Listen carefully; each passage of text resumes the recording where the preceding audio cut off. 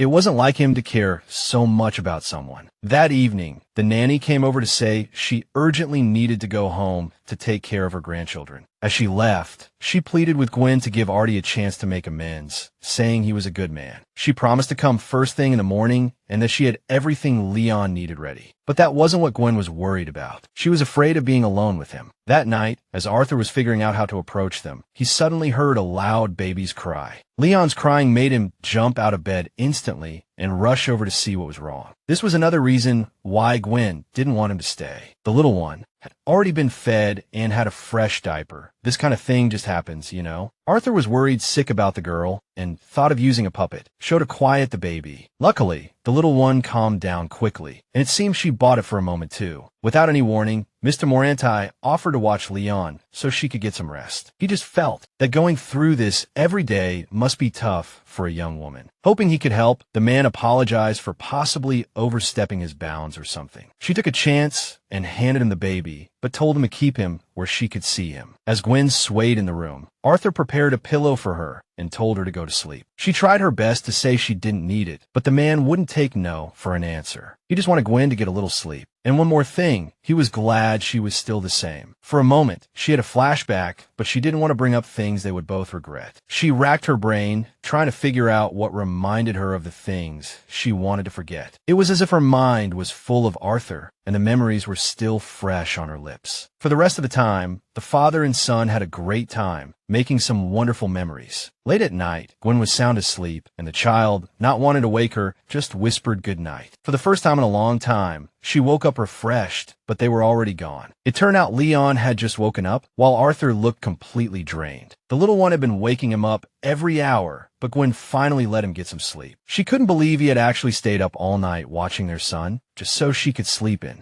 Mr. Maranti woke up to the baby's cries, and it was already broad daylight outside. He was supposed to spend his precious day off with Leon, but ended up sleeping through almost the entire day. The reason he felt terrible was that he hadn't slept a wink all night. The nanny suddenly suggested the two of them go out for a short walk, promising she would get everything ready at home. It was a good idea, but Gwen couldn't go, thinking Arthur would try to buy her off with gifts. The truth was, the guy had no intention of holding anything over her. He just wanted to be around them. A little later, Gwen received a text from Carol, who was worried about her situation. The girl couldn't let her friend be in trouble and had even found a lawyer, so she suggested they meet up. It was then that our heroine remembered she and Arthur were supposed to be enemies, but seeing his efforts touched her heart. By this time, little Leon was ready, and so was Artie, so the nanny promised to look after the house. Miss Zalameda made the guy wait for a while, but my God, the wait was so worth it. She looked stunning today. I suggested we find a place to eat, but Gwen wasn't in the mood, and she wasn't very familiar with the area. So Arthur said, "Hey, let's go to the zoo." He had noticed Leon really liked animals, but she rejected that suggestion too, saying she didn't have a child safety seat to take the baby. From her flustered reaction after she spoke, I could tell she was worried about me spending money on them. Arthur began to realize they were tight on money. Even the stroller looked old and worn, but none of that mattered compared to what Gwen had been through. Now that Leon's irresponsible father had shown up, she no longer had to bear everything alone. Taking her to the store, he just hoped she would let him spoil her a little. She only agreed on the condition that she would pay him back. After all, they were supposed to be enemies. It turned out that being with Arthur and Leon was like looking after two children. The guy seemed too carefree and nonchalant about everything. Anyway, she wanted to get it over with quickly, so she picked out a good pot for the house. Gwen almost fell while reaching for something up high, but luckily Arthur was there to get the pot for her. Just then, Leon suddenly started crying his eyes out, and his mom guessed he must be starving. Within minutes, our heroine had prepared the formula and fed the little one. She felt unnatural with him there watching them. Mr. Maranti couldn't take his eyes off the amazing mother of his son. Everywhere he went, he had to be the center of attention. The girls behind them were still watching and talking, which really annoyed Gwen. She couldn't help but wonder what other people would think of their relationship. On the way home, the neighbors saw them from a distance and recognized them as the new family that had just moved in. Calling them a family might have been a stretch, but Arthur didn't correct them and hoped to see them more often. After getting inside, Gwen unexpectedly suggested he take a shower, thinking he needed to relax after carrying all those bags. He immediately seized the opportunity. While he was showering, little Leon woke up again and was already hungry, so his mom decided to make something to eat, but suddenly she saw a naked, muscular body behind her. It turned out Arthur had forgotten to grab a change of clothes. After that, the atmosphere instantly became very awkward and the guy was definitely moving too fast. To break the tension, he asked about her plans, and Gwen said she was going to meet a friend. He thought it was the friend from the cruise and wanted to know when he could meet her, but she got serious, said that was absolutely impossible, and told him not to bring up the cruise again. In fact, Mr. Maranti was a mess back then and completely down in the dumps. He figured instead of throwing the tickets away, he might as well invite his best buddy. So his friend gave him a rather bad idea. Find someone special right there on the cruise. Arthur had just been dumped, so at first, he thought the idea was completely ridiculous. But then he saw her. The girl was desperately trying to meet new people, and even though the guy could tell she was uncomfortable, he was still a little curious. He was trying so hard to understand Gwen, not because of Leon, and definitely not out of hatred. Arthur was convinced she had her reasons for leaving him, and that's what he wanted to figure out. He felt a connection forming between them, especially since he had been looking for her everywhere. Then, at the most inconvenient time, Gareth texted him that the car was already waiting outside. As Mr. Maranti said goodbye to his son, Gwen knew she had to stay strong. Before leaving, he suggested they talk about it another day. For now, he was incredibly grateful for the chance to visit and spend time with Leon. Our heroine couldn't back down just because he was being nice. After a quick phone call, she arranged to meet Carol at the law firm the next morning. She was getting ready to leave, leaving her son with the nanny and promising to be back as soon as possible. Lydia immediately told Artie that Miss Gwen had left for a meeting, but it turned out he already knew. He then realized he didn't have her contact information, but then again, he hadn't given her his either. Soon, the two friends finally met. They hadn't seen each other in so long and were already starting to miss each other. Carol was annoyed because the only reason she came to her friend's new home was because there was staff present. To be honest, the nanny was great, and Gwen had learned a lot from her in such a short time. Our heroine looked completely defeated, but Carol thought they were deliberately playing mind games. Having been with them from the beginning, she hoped they would both do everything they could for Leon. Standing in front of the huge skyscraper, she was sure she couldn't afford a lawyer like that. Carol had to go to the restroom from drinking too much coffee, and Gwen suddenly felt very awkward. This was a top-tier law firm. Even the clients looked rich.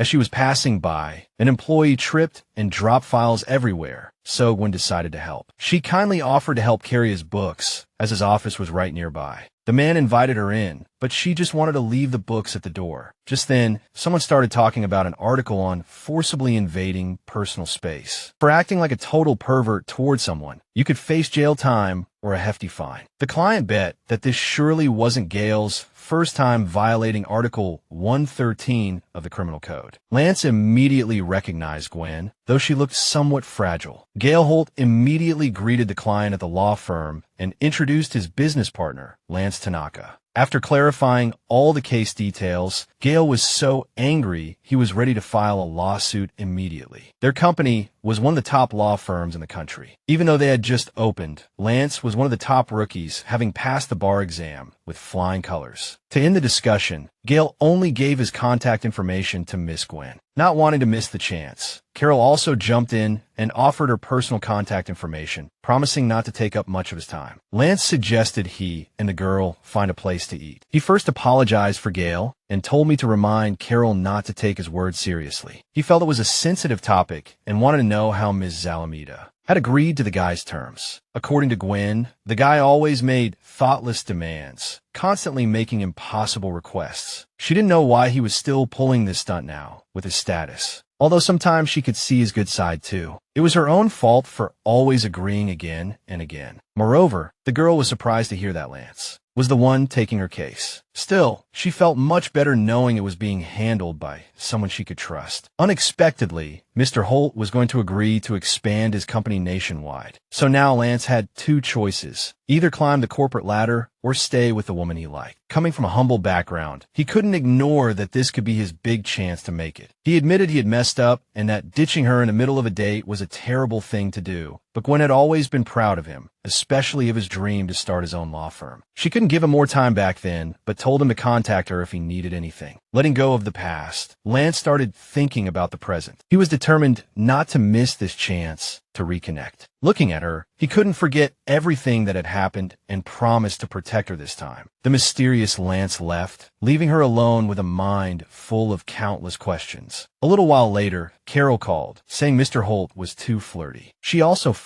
apologized for not mentioning that Lance was also involved. The heroine still couldn't figure out what he was trying to say. Gwen finally got home in the evening, and it was the first time she had been alone with Leon in a long time. Suddenly the phone rang, and Lance apologized for calling so late. He was calling about Arthur Maranti, thinking she might need more intel on the guy. After the lawyer explained everything, Gwen completely understood. Arthur hadn't come for 3 days. He must have been busy with work. It turned out he couldn't make it today either. He had notified the nanny in advance. Lately, Lydia had noticed Ms. Zalameda asking about him more and more often. Mr. Maranti seemed gloomier than usual, so his colleague suggested he take a break. His late father had worked himself to death to launch that project, so Arthur felt obligated to close the deal. Even before that, seeing Miss Zalameda mending her and the baby's clothes, the nanny decided to tell Artie immediately. Having them live nearby seemed easy, but Arthur decided to talk about it another day. In fact, Lydia and Gareth were tired of all this back and forth, so she was waiting for the boy to make the right decision. Now, away from them, Mr. Maranti could only think about visiting them again. That day, Gwen showed up at his office to return something he had forgotten. The girl was full of confidence, knowing this was a perfect opportunity to gather intel. At the front desk, she tried to get in to see Mr. Arthur Maranti, but her name wasn't on the visitor list. Just then, some office workers started staring at her, but Gwen didn't recognize him at all. It turned out they had met before, but the girl just couldn't remember where. They hadn't met face to face, but Percy had also been on that cruise a few years ago, and he was Arthur's friend. He only remembered Gwen because that damn Arthur couldn't stop looking at her. Percy suddenly had the idea to play a prank on his buddy by hiding the girl in his office first. But upon walking in,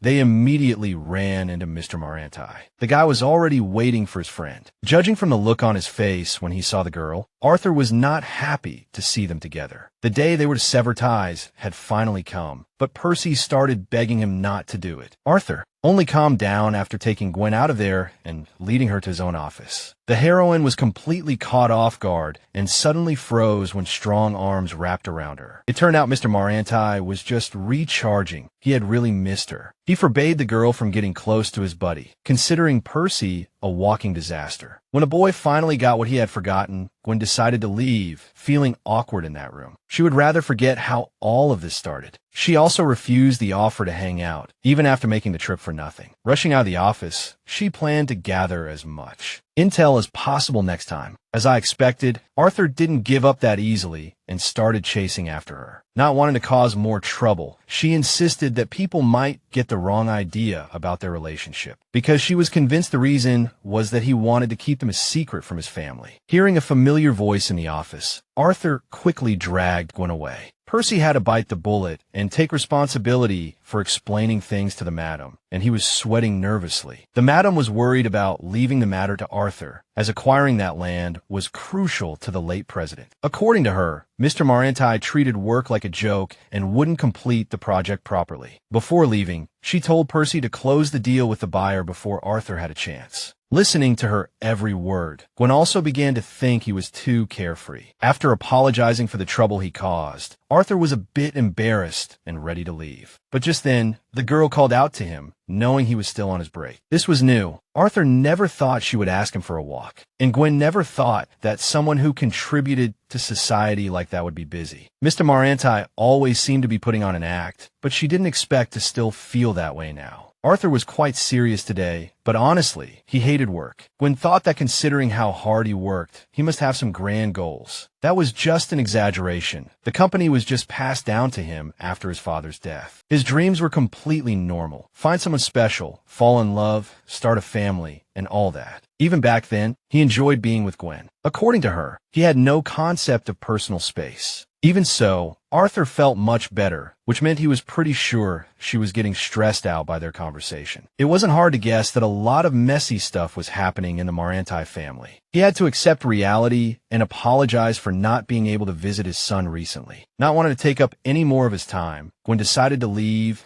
and asked him to visit more often in the future. In other words, their agreement was pointless if Arthur was just going to rot his office, as she was still evaluating him to see if he could be a good father to Leon. Deciding to see her out, Arthur asked for her phone number before she left. He wanted to text her 4 times a day, but Gwen told him to only text when necessary. So exchanging pictures of Leon is actually pretty necessary, huh? Mr. Maranti thought the boy was adorable, just like his mother. After they met, she was finally alone, able to hear her heart pounding in her chest. She hated how he casually said things like that, and didn't know if he was being sincere. Though it might be strange, she actually enjoyed being with him too. As she was leaving the office, she suddenly heard that voice, and a girl with a familiar face was waiting in the lobby. The woman with fire in her eyes only cared about where Gwen was rushing off to now. Having finally gotten Miss Zalamida's number, Arthur planned to call her before visiting. This girl came on strong, wanting to know when Gwen had moved out and why she had run away from home. They were sure they had given her everything she needed and even loved her like family. After her stepfather's death, our heroine lived with her biological father's new family for a while, where she was often blamed for not even knowing how to cook a simple meal. It was then that the truth came out. When her mother gave birth to her, her parents were already separated because they were just too different. Gwen was a child born into a loveless marriage. Her stepsister Camilla and her mother made the girl feel completely unwanted. One day, her father was going to take her on vacation as Camilla wished, leaving Gwen to watch the house. The whole family didn't know what to do with her, so they figured the poor child was old enough to take care of herself. The poor child had 1 year of college left, and her father couldn't help her anymore. Day after day, Gwen was exhausted from chores, desperately trying to fit into the family. Only now did she realize how foolish it was to think they would ever accept her. So she decided to get a job and buy her own house. She wanted her own space, so she worked day and night, which wasn't easy. She was just a little short of having enough money to leave that place and find a home. On a day she would never forget, Gwen saw her father, who told her to come inside. His image just vanished, leaving only memories. It was then that she realized her father was right. She had always taken everything for granted. She didn't live with him for long, but she replayed the bad memories over and over. Her father did his best to stop Camilla, but she insisted she was just saying hello. Unable to take it anymore, Gwen suddenly burst out, saying that wasn't love and that she had never been loved. Camilla smiled slyly like a snake and said she never thought the little brat had the guts to fight back. She never thought that getting knocked up by some random guy could give someone like Gwen a backbone. The girl was on the verge of tears when her stepsister called her a promiscuous woman. Hearing the commotion in the lobby, Mr. Maranti came downstairs and asked if there was a problem. Not wanting to look even worse in their eyes, she left immediately and Arthur followed her out. Only Camilla wouldn't let it go, but her father tried to persuade her to be civil. Along the way, the guy was chasing Gwen, but she ran desperately forward without looking back. Most of all, she didn't want him to know, and he didn't need to get involved in her family drama. Arthur wasn't sure if this had happened before, and he wasn't good at handling this kind of thing, but he was ready to listen. When he said he wanted to understand, he meant it, but he wouldn't force her to talk. Just the mention of him wanting to help was enough to make her break down, and she burst into tears. Remembering the time she needed help, she just couldn't hold back her tears. After their talk that night, Arthur thought a lot and wanted to ask his questions in a better setting. About Leon, Gwen, and himself. The boss just wanted to know how she felt about them becoming a family. Mr. Maranti wasn't proud of how he handled things, so he decided to take responsibility. But to her, it sounded like nonsense since she had already given him visitation rights. Besides, she didn't want to use their situation as an excuse to do something like that. First, he wanted her to know that there were things about their situation he didn't regret, like meeting her, talking to her, and, yes, being intimate with her. Right in the middle of their conversation, the phone rang, and Arthur had to rush back to work. She had an amazing father, but growing up, she didn't know what a normal family was, even now. The only family she had left also treated her like dirt. When Leon was born, Gwen decided she would be the best family he could ever have, but she still didn't really know what a family was. When Mr. Maranti walked into her and Leon's life, her whole world changed. A man like him could have any woman he wanted, but for some reason, he chose her. Deep down, she knew Leon would be better off with his father around. But as for the three of them being together, she wasn't so sure. They barely knew each other, and since there was no love between them, Gwen felt it wasn't a solution, but the beginning of a disaster. Mr. Maranti wasn't convinced, though, not unless they tried. He wasn't the type to sleep around, and had thought the girl had a fiancé. Arthur just wanted to talk about it later, promising to stop by after work and call ahead. The truth of that night was exactly why Gwen decided to keep her distance. It was completely unprofessional for Mr. Maranti to keep the company's clients waiting like that. After apologizing for her nephew, the madam suggested the guests start without him.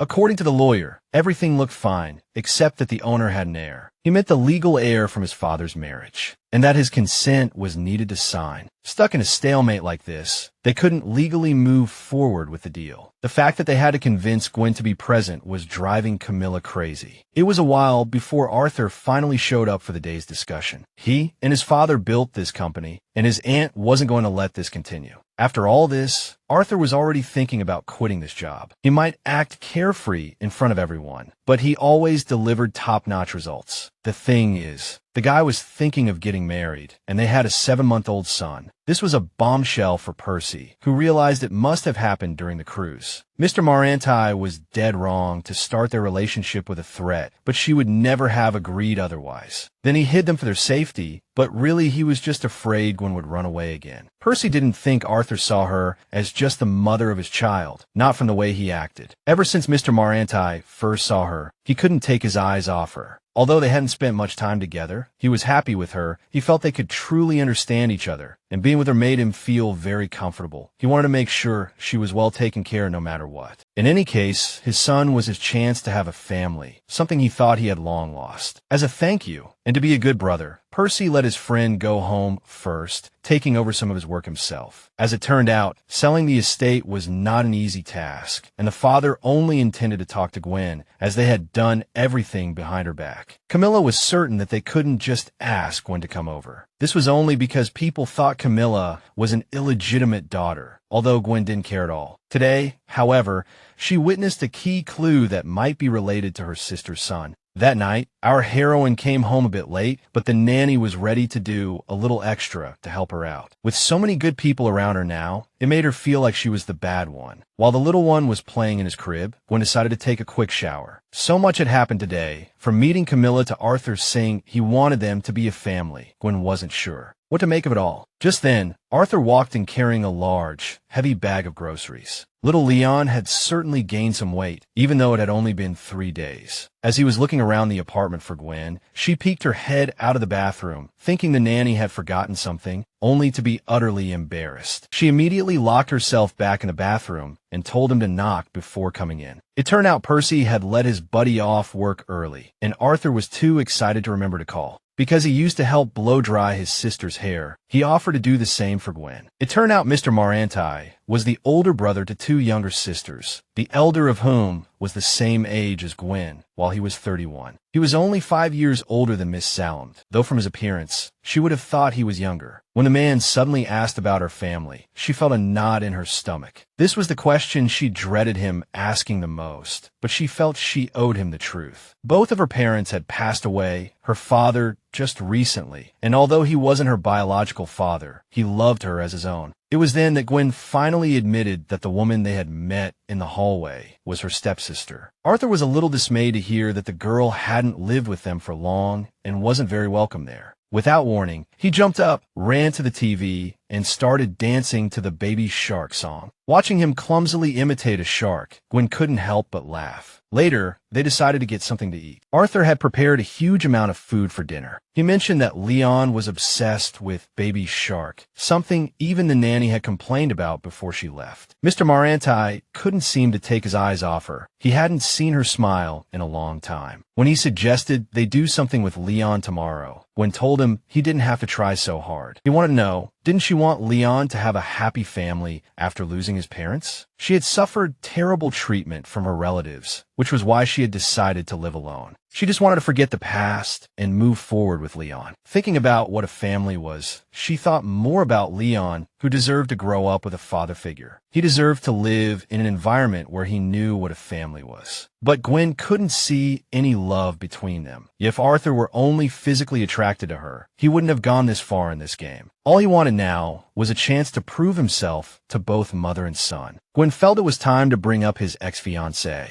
A few years ago on a cruise ship, she had gotten sick, and Arthur had decided to escort her back to her room. If this man had always been like this, she didn't understand why his fiancée hadn't shown up. To her, this man she had met by chance seemed like a perfect gentleman, but others didn't think so. They said Mr. Maranti wasn't serious about anything and was a complete loser, but she felt he shouldn't let anyone make him feel worthless. Even though they had just met, Arthur felt completely relaxed around this girl he barely knew. Gwen didn't have a boyfriend, and he had broken up with his fiancée, only coming here because he didn't want to waste the booking. This tough guy needed to know if they would see each other again after this trip, and if they would end up spending the night together. When Gwen woke up, he was there in her bed, and she still couldn't believe she had actually done it. It seemed that maybe, just maybe, 2 strangers really could develop something more after one night. After a peck on his cheek, she thought it would be wonderful if that were the case. She checked her phone and saw a ton of notifications, assuming they were all from Carol. It turned out the missed calls were from Aunt Lily. Her father had suffered a heart attack. With her father in critical condition at the hospital, Gwen couldn't sit still. Just as she was trying to process what had happened to her father, Arthur's ex-fiancée showed up at the door. It was then she realized they could have made it, but she had messed it up because of her pride. The look on that woman's face when she saw her was something our heroine would never forget. This couldn't be possible because Arthur had the entire passenger list from the cruise, which was how he had found Gwen. When he learned the woman called herself Elaine, the man's face completely changed. He swore their relationship had ended before the trip and that he hadn't been dating anyone. Mr. Maranti had already said he had been looking for Gwen everywhere. He had stumbled upon Leon's existence, but continued to search for her. With a lump in her throat, she could barely speak, only saying that she had been looking for him too, ever since she found out she was pregnant. So Arthur apologized. It was the only thing he could say. He should have found her sooner. He just hoped Ms. Zalland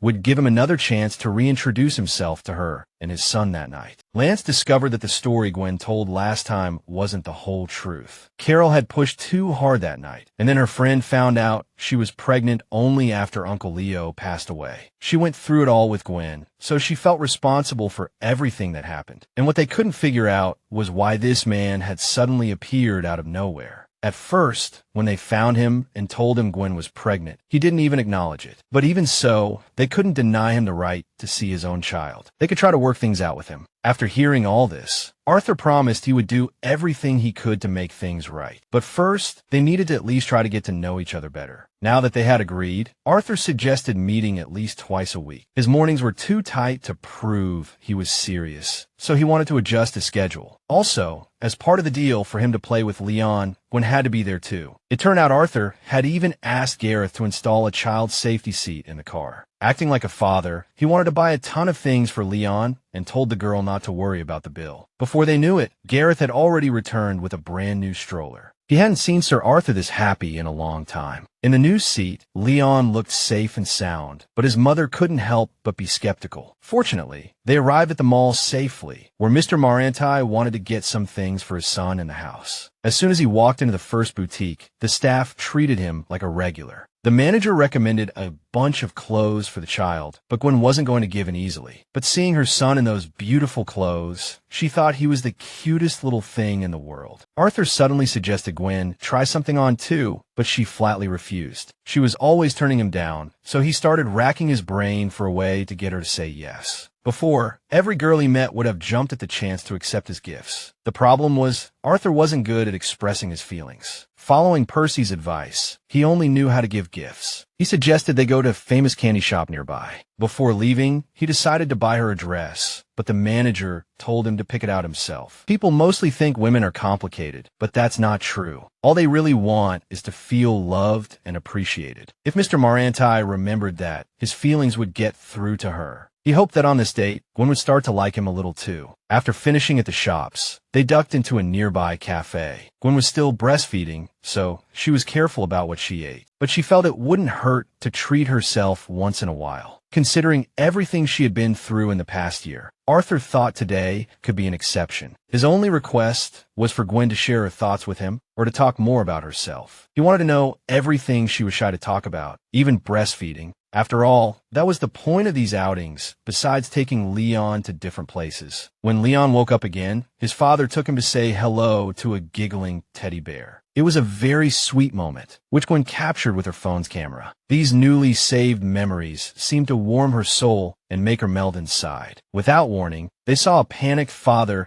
trying to pull his daughter away from a teddy bear mascot. Arthur suddenly recognized him. It was Percy. What a coincidence. It turned out it was his daughter Fiola's 4th birthday party that day. Just then, his wife Bianca came over, but she introduced herself as his ex-wife. Arthur introduced them to his partner, Gwen, and their son, Leon, which sounded crazy because out of courtesy, Percy invited them to join, but Mr. Maranti told them to just enjoy their own celebration. After they left, Bianca was curious about the girl, and Percy explained that they had met on a cruise. The observant Arthur knew they were just chatting and with Fiola with her mom, so he was actually happy to see that things might be turning around. If things didn't work out, seeing these two as an example, our heroine also cheered up, hoping Leon could grow up in a loving family. This was the perfect moment for the boss to finally ask her to fall in love with him. Gwen wondered if she could fall for him again, afraid she would fall even harder than before. But against her better judgment, she decided to give it a try for her child's sake, without thinking about what might happen. Although things didn't go as smoothly as he had planned, Arthur was glad everything was resolved. The only downside now was that he really didn't want to say goodbye. This must have been the first time he was truly thankful for traffic jams. Once home, the couple decided to look at their schedule for the next few days. Leon had his vaccinations and a checkup tomorrow, so Gwen reminded him they would be busy. That sounded so exciting that Arthur couldn't help but volunteer to go along, wanting to be with his son for the appointment. He wanted to support him, as he might be scared of the shots. The appointment was very early, so Gwen reminded us again that it would be a long and boring wait. The thing was, when Mr. Maranti was with the mother and son, boredom was never an option. Realizing she needed to be more proactive, she suggested he stay the night. But first she told him to go take a shower and change, as they hadn't finished discussing their schedule. Arthur never thought Gwen would be the one to ask him to stay over. To him, it just meant he was finally making progress with her. He had been worried his son wouldn't see him as a father, and he knew he had to work for it. When Mr. Maranti came out of the shower, he saw Leon wrapped in a towel and guessed they were about to give him a bath. To get closer to the mother and son, he decided to try bathing the little one too. Gwen found it incredibly annoying when he launched a bubble attack like a fool. Arthur laughed and chased her with bubbles, but she wasn't having it. Leon's belly was getting quite round, so his mom was getting ready to check if he needed to go on a diet. So far, he had been very well behaved with his dad around, but now Arthur wanted to see what else Leon was like. The last straw was when Mr. Maranti, wanting to sleep, just plopped down on Gwen's bed. Hearing her complaints, the man suddenly blurted out that he was very nervous right now. Not just now, but every time they were together. But being flustered wasn't going to get him anywhere with the mother and son. So he was really trying to overcome his nervousness so he could get to know Gwen better. With romance in the air and the scent of her lips, Arthur wanted to kiss her. They had an agreement that night on the cruise, but her expression was completely different now, so he only kissed her forehead before he had to leave. It was all he could allow himself. Before bed, Carol texted the heroine, wishing her little darling and Leon a good night. When had almost forgotten they had agreed to talk things over again at the law firm. Suddenly, her phone buzzed again, but this time the message wasn't from Carol. Arthur had sent a photo of the three of them, saying he was happy to have spent time with them both. Miss Zalland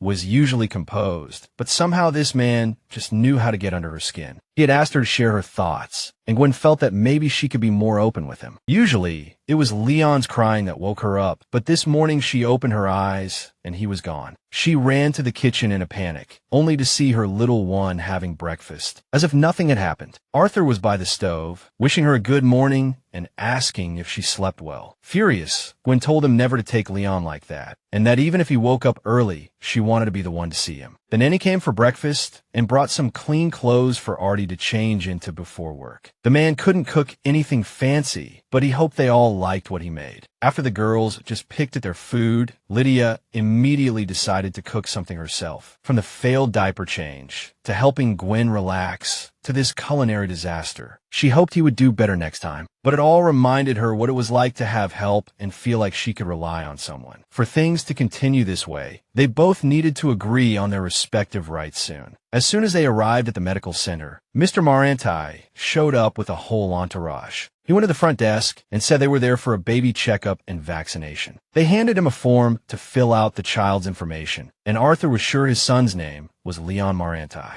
It turned out Gwen had given the child her last name, saying Leon could change it to his father's later if he wanted. Arthur saw this as temporary and planned for both Gwen and him to take his name after they got married. He spoke so confidently about a wedding that she almost thought he would regret it. Knowing that the man had accepted Leon as his son, she felt this was all for the child's sake. Then, when they called the child for the checkup, they called for Leon Maranti, and Arthur completely froze. Realizing she hadn't misheard before, the beautiful woman wanted to know more about this. Lydia was frozen in place by the sudden appearance of Miss Fay. When the nanny showed up with what Artie had asked for, Miss Fay was already waiting there. She hadn't had a chance to tell him about it earlier, as he was busy with the excitement of seeing Gwen. Since the checkup would take a while, Miss Fay had me tell Arthur that she would be waiting for him in the study. It was time for Leon's checkup. First, the doctor was going to measure his height and weight. It turned out the little guy was fine, but a bit on the chubby side in terms of weight. Apparently, Gwen had been pacifying him by feeding him every time he cried. The doctor also said not to let the little one watch cartoons. and videos for long periods. When it was time for the shot, the new parents did their best to support their son. She used to do these checkups alone or with Carol, but never thought it could be this fun. Arthur wanted to drive them back himself, but he had to rush off to work. Saying goodbye, he promised to call before coming over next time.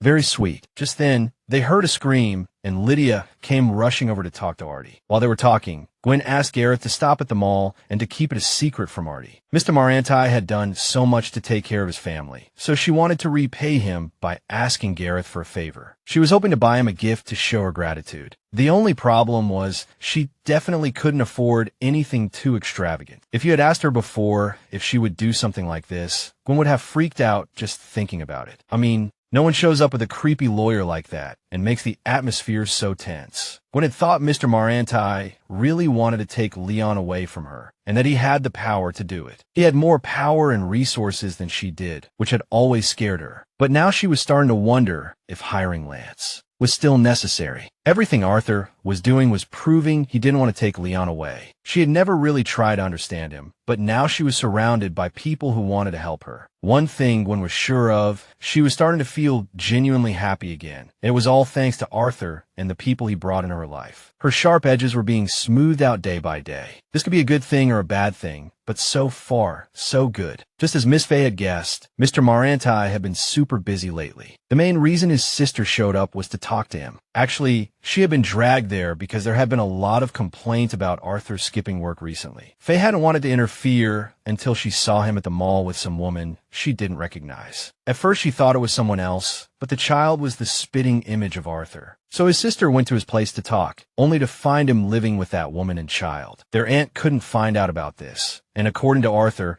she was the one person who absolutely could not know. Then again, the kid had always been responsible, so the role of big brother suited him perfectly. Thinking about what happened with Elaine, Faye remembered her brother had been burying himself in work ever since their father passed away. Realizing he had broken up with Elaine, she wondered how Arthur planned to tell their mother. Not that he planned to keep it a secret forever, but he wanted to sort some things out first. With all the misunderstandings between them, he hadn't even had a chance to tell Gwen about his physical condition. Only then could Arthur truly explain to her why Leon was so important to him. But deep down, he was still afraid of being crushed by something similar again. As Gwen was leaving the mall, Arthur suddenly called her. It turned out he was off work and planned to stop by later. His late-night visit didn't seem to bother her, and she wanted to cook a meal to repay him for breakfast. Arthur couldn't believe she had agreed so quickly, and his sister was already dying to meet her future sister-in-law. But before they could go to the event, there was some business to attend to. After all, this was strictly why Miss Fay was here. His aunt thought it was a miracle Arthur showed up on time, but she accepted it. Finally meeting the sales staff for the cruise couple in person, the man realized he recognized them. All they needed now was for the cruise sister to sign the agreement. But to do that, they needed to bring her in. Arthur remembered this woman had harassed Gwen in public, and that she was her stepsister. And now these people were saying they owned the land the company needed to acquire. Gradually, Arthur's sudden visits were becoming a normal part of Gwen's day, something she looked forward to. Soon the meeting was over, and next time his aunt wanted to start the project. It turned out, according to the lawyer, that Mr. Maranti had flatly declared they didn't own the land at all, so the only way he could help was if they apologized to Gwen. He wanted a real apology and for them to truly reflect on what they had done. Considering how badly they had treated her, they had better apologize sooner rather than later. Seeing their remorse, Arthur walked out of the office without a word. Just then, Camilla burst out laughing, thinking the man was an idiot for mentioning Gwen so casually. Now she was sure of it. He was the one, the father of Gwen's child. Finding out she was abandoned and that she wasn't her father's biological daughter, a young Gwen was heartbroken. Her father, upon discovering some women gossiping about it at the door, was frantic. After comforting her, he told her that she was his daughter and called the women a bunch of damn gossips. He swore he would never abandon her and hoped she would eventually find someone who would. Gwen was devastated by her father's abandonment, as he had promised he would never leave her. The girl woke up crying to Arthur's gentle touch, realizing it was just a dream. Suddenly, a tall girl walked in, with a sweet smile and delicate features, looking like a female version of Arthur. Seeing her nephew, Faye Maranti couldn't help but take little Leon into her arms. Arthur apologized for what had just happened, blaming his sister for insisting on arranging this meeting. Gwen didn't seem to mind much, so she started setting the table. The only thing she wanted to know was whether Arthur minded his family knowing about them. According to him, if someone in the family had to know, Faye was the best person. When Miss Zalameda finished setting the table and saw the delicious dishes, Faye realized she could never cook a meal like that. She was very happy that her brother had found someone like Gwen, thinking she was a sweetheart, very lovely, and a good person. Since Arthur came from a wealthy background, his family could very well be like those who love to stage dramatic scenes. But Faye wasn't like that. You could tell at a glance that she was a good person. The main reason Faye decided to meet her was that their mother's birthday was approaching, and she invited her future sister-in-law and nephew to the party to introduce Leon to everyone. After hearing the whole story, Miss Maranti couldn't believe what a spineless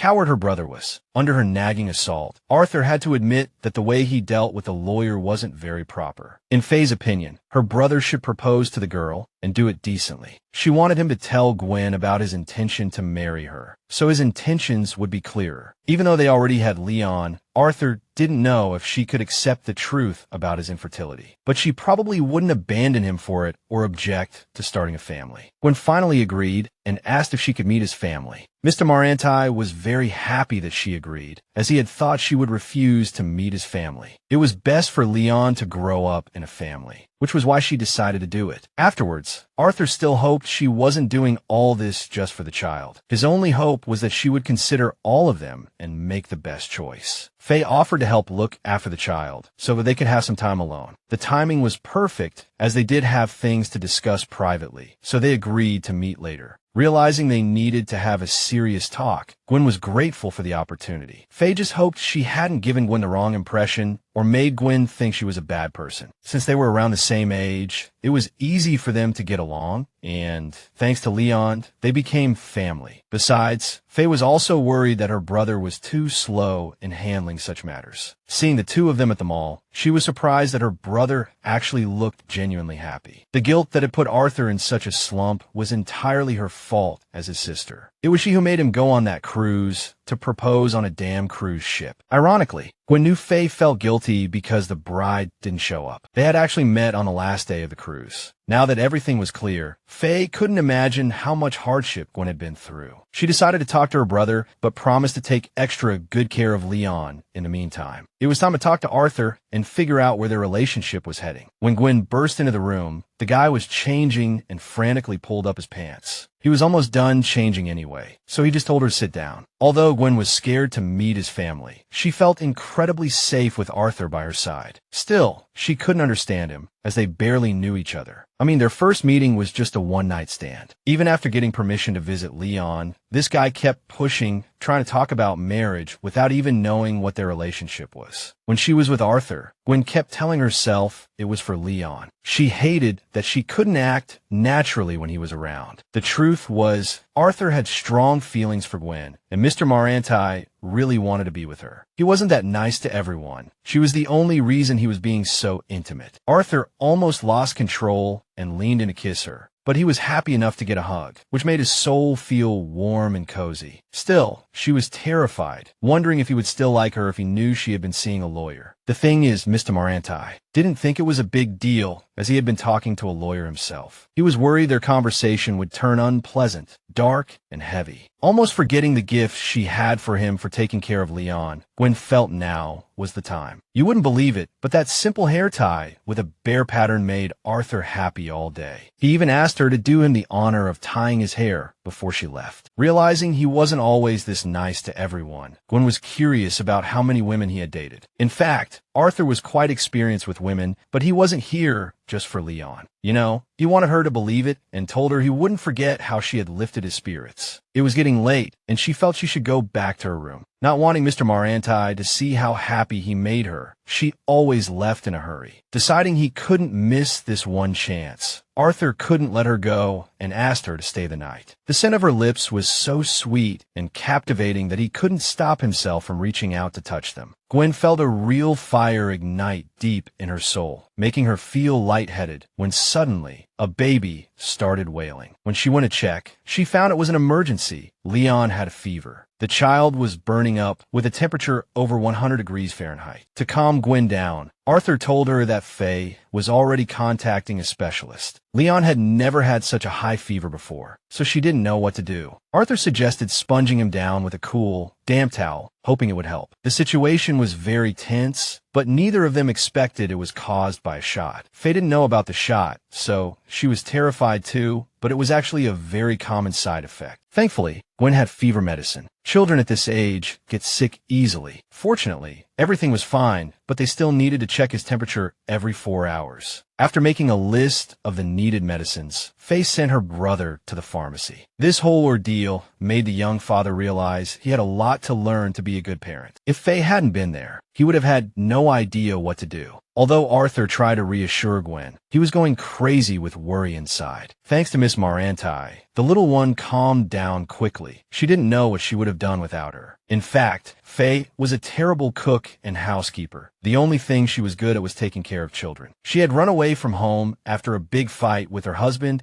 and accidentally ran into her brother and his wife. Although she lied about the reason for her visit, they were always happy to see her in this house. Arthur suddenly burst in, nearly making Gwen jump out of her skin. He had brought all the medicine they needed. After saying Faye's husband had called him, the kid guessed they had fought again. By then, Leon was already doing much better, all thanks to having family around. Gwen decided to apologize for her earlier outburst, for letting worry get the best of her. The whole incident made Arthur decide he needed to learn how to take care of a child. After handing the baby back to his father, Gwen suggested he go with her to meet someone. She wanted to introduce him to her good friend Carol, the one who went on the cruise with her. Since Mr. Maranti had introduced her to his family, she wanted to return the favor. Besides, Carol was practically family to her and Leon, having helped them for years. By showing some concern for his son, Arthur was already doing much better at getting along with him. As night fell, he was better with older kids, but with babies, he still had a lot to learn. That was because he never thought he'd have the chance to have a child of his own. About the kiss, the guy thought Gwen might be upset and suggested they talk about it later. For now, he planned to get some sleep while Leon was at least quiet. The girl was at a loss, realizing Faye had taken a room, and he was going to sleep in that room. Looking at this handsome guy, the only thing she could hope for was for Leon to start crying right now. The only condition she agreed to for lying down next to him was that he wouldn't do anything stupid. My goodness, time flew by so fast. Arthur had hoped coming over a few times a week would be enough, but it wasn't at all. Now he longed to see them every day. The two of them meant the world to him. He was also happy to meet Carol and thank her in person for taking such good care of his family. Gwen couldn't see his face in the dark, but listening to his voice, she could feel he was being sincere. Around him, she kept telling herself it was just for Leon, but she was slowly being drawn into Arthur's world. After everything that had happened, Faye stayed up all night talking to her husband and children. Seeing Leon's healthy complexion, she was relieved that he was finally getting better. When Arthur woke up in the morning, he told his sister she could finally go home and make up with her husband. It seemed the young parents' relationship was improving. Gwen even prepared lunch for him to take to work. Regarding the meeting with Carol, Mr. Maranti asked to be notified if their schedules aligned. Hearing her call him by his last name, he kissed her on the head and asked her to call him by his first name, just like last night. It was already late, but she felt she had to clear things up. Before going to her meeting, she left Leon with a babysitter and asked her to keep her updated on his condition. Gwen showed up on time, and Carol was happy to see her, hoping she hadn't caused too much trouble. It might sound a bit strange, but Miss Zalameda was going to introduce her to Arthur. Carol felt she was just being forced to do it, but in reality, they had decided to handle the matter peacefully. Gwen had a lot to tell her, so her friend prepared a huge spread of snacks for their get-together. Since Carol was her only family, Gwen decided on her own to introduce her to the child's father. But that wasn't all. Every time Arthur came over, he went all out for his family. This made Gwen want to put in the same effort, and she felt she could give it a try and make this relationship work. She always put others before herself. That was her way of showing love. Although Carol was bummed that they would have less time to chat in the future, she was glad her friend was finally speaking her mind. About him always showing up, Gwen just felt they had been misunderstanding him all along. No matter how cold she was to him, Arthur always tried to be someone she could rely on. He was carefree, but he always took the girl's concerns and Leon's well-being seriously. Carol was usually tougher in these matters, but she had never seen her friend like this. If Gwen thought this was the best choice for her and her son, then her friend was ready to support her. During their talk,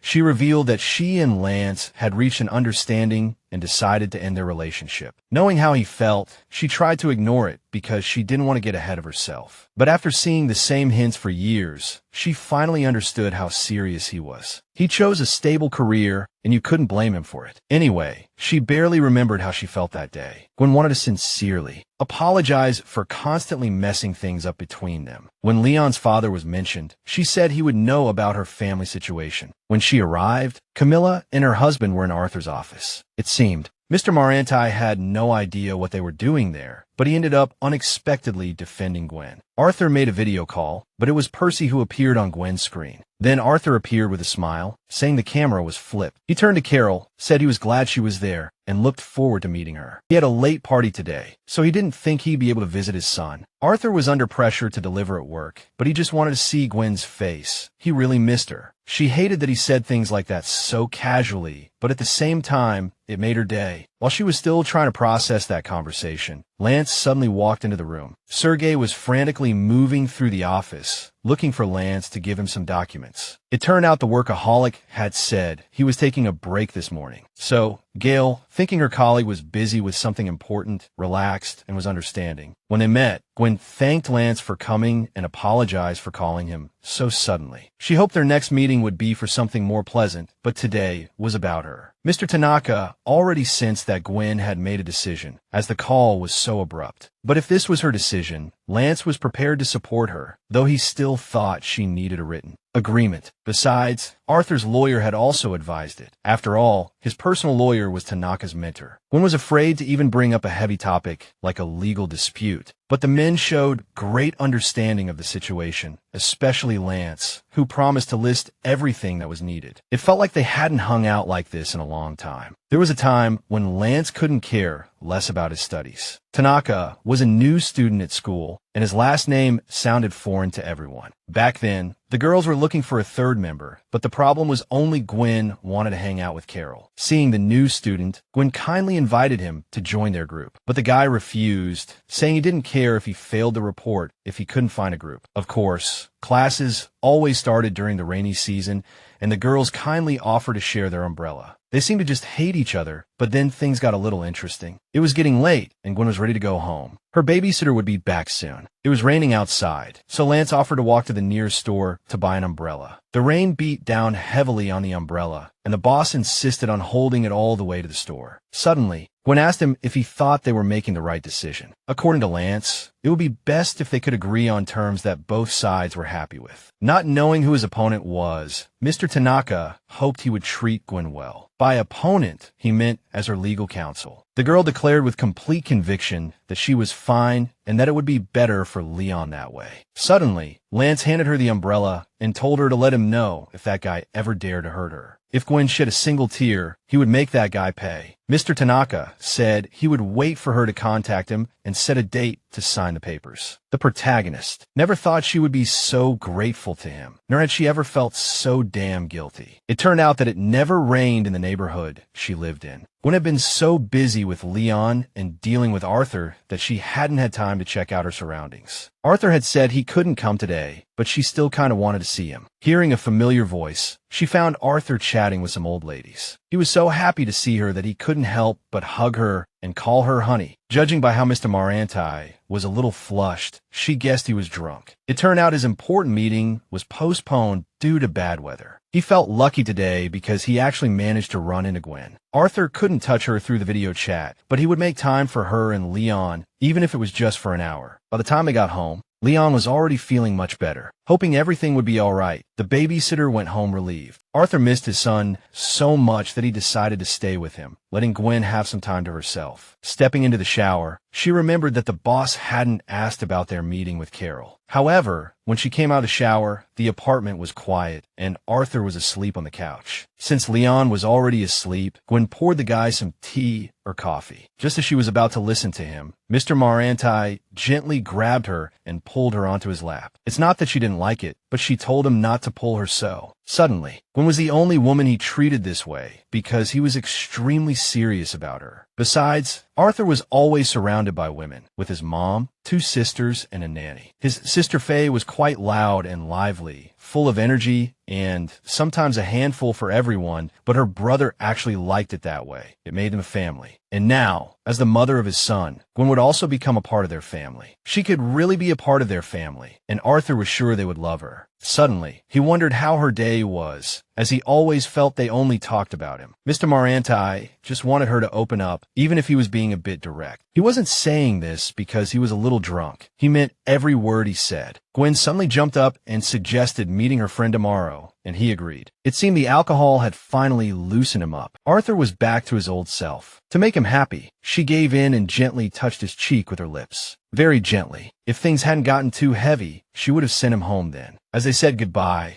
she told him he could visit any time as long as it wasn't a bother. When they met again, Gwen just wanted to hate his guts, but every time she was around him, she had to struggle to stand next to Arthur. Late at night, Carol's phone rang, and she heard her aunt's booming voice on the other end. The old lady had received news that Arthur had an illegitimate child. Carol was terrified and at a loss, blurting out that her brother wasn't even dating anyone. After hanging up, she knew she had to tell Arthur about this. The sooner the better. The aunt was pacing frantically, wondering what the investors would say when they found out a family member had tarnished our values. She and her late brother started this business to build homes for families. You know, she always had to clean up her nephew's messes to protect the company's image. But his messes had never been this big, never. Camille tried to reassure her husband that everything was fine, convinced this would work in their favor. But Ron was sure they should tell Gwen everything, explain why they needed the money, and that she would understand. Everyone treated them like sisters, but Camille definitely didn't see her that way. Her mother stole someone else's husband, so it wasn't hard to guess the daughter would be the same kind of person. Before meeting her friend, Gwen stocked up on a lot of food to put on the table. Walking out of the store, she saw Arthur. He tried not to look too formal today. Honestly, Gwen thought he looked good in anything. After picking up Miss Carol from the company, Garrett safely drove her to the meeting place. A tall man with a charming smile, who looked just like his son, greeted her warmly. But once inside, everyone tensed up as the guests seemed a bit down. She gathered her courage and suddenly decided to ask what the real reason was that Arthur wanted to meet. The truth is, the gentleman arranged all this for one reason only. He wanted to marry Gwen. Hearing this, Carol confronted him directly, saying he had refused to meet from the very beginning. She was scared at first, but now looking at this young man, he was handsome and rich. But that gave her another reason to doubt his true intentions. Gwen tried to calm her friend down, but she just wanted an explanation. It seemed Arthur didn't know the truth yet. Gwen just didn't think it was necessary to tell him. Carol had always been against him barging into their lives, as if he had done nothing wrong. In hindsight, she felt it was her fault that she was the one who ran away. Since Mr. Maranti wanted to know what happened, the girl had no choice. A few years ago, Gwen accidentally found out she was pregnant and saw her baby for the first time. She was all alone and at a loss. Carol was her only support. Knowing the man's name was Arthur Maranti, she was afraid he wouldn't acknowledge her or the child. Carol was prepared to do whatever it took to let the man know about the pregnancy and decided to try and find him. It was then that she suggested her friend abandon her false family and live with them. Carol helped her escape from that hellhole. Her family, the Gomez's Uncle Leo and Gwen's stepfather, they were lifelong friends. To them, she was family. Afterwards, they used the only clue they had to try and track down Arthur. But it was a complete dead end, until one day Carlos suddenly appeared, handing over a stuffed lion from who knows who. Gwen finally figured everything out and rushed out to chase him. But when she got outside, there was nothing, just her alone. It was then that they discovered that people from a construction company had been snooping around their old neighborhood. But when they tried to talk to those people, they flatly refused to see a Miss Gwen Alameda. That's right, it was Arthur who gave the doll to the child to pass on to Gwen. He didn't have the courage to give it to her himself because he'd heard that Gwen already had a boyfriend. If Mr. Maranti had known the girl was looking for him, he swore he would have dragged her in for the lobby himself. Because Carol wouldn't let it go, she asked Arthur out for a drink to sort things out. Just then, the baby let out a loud cry.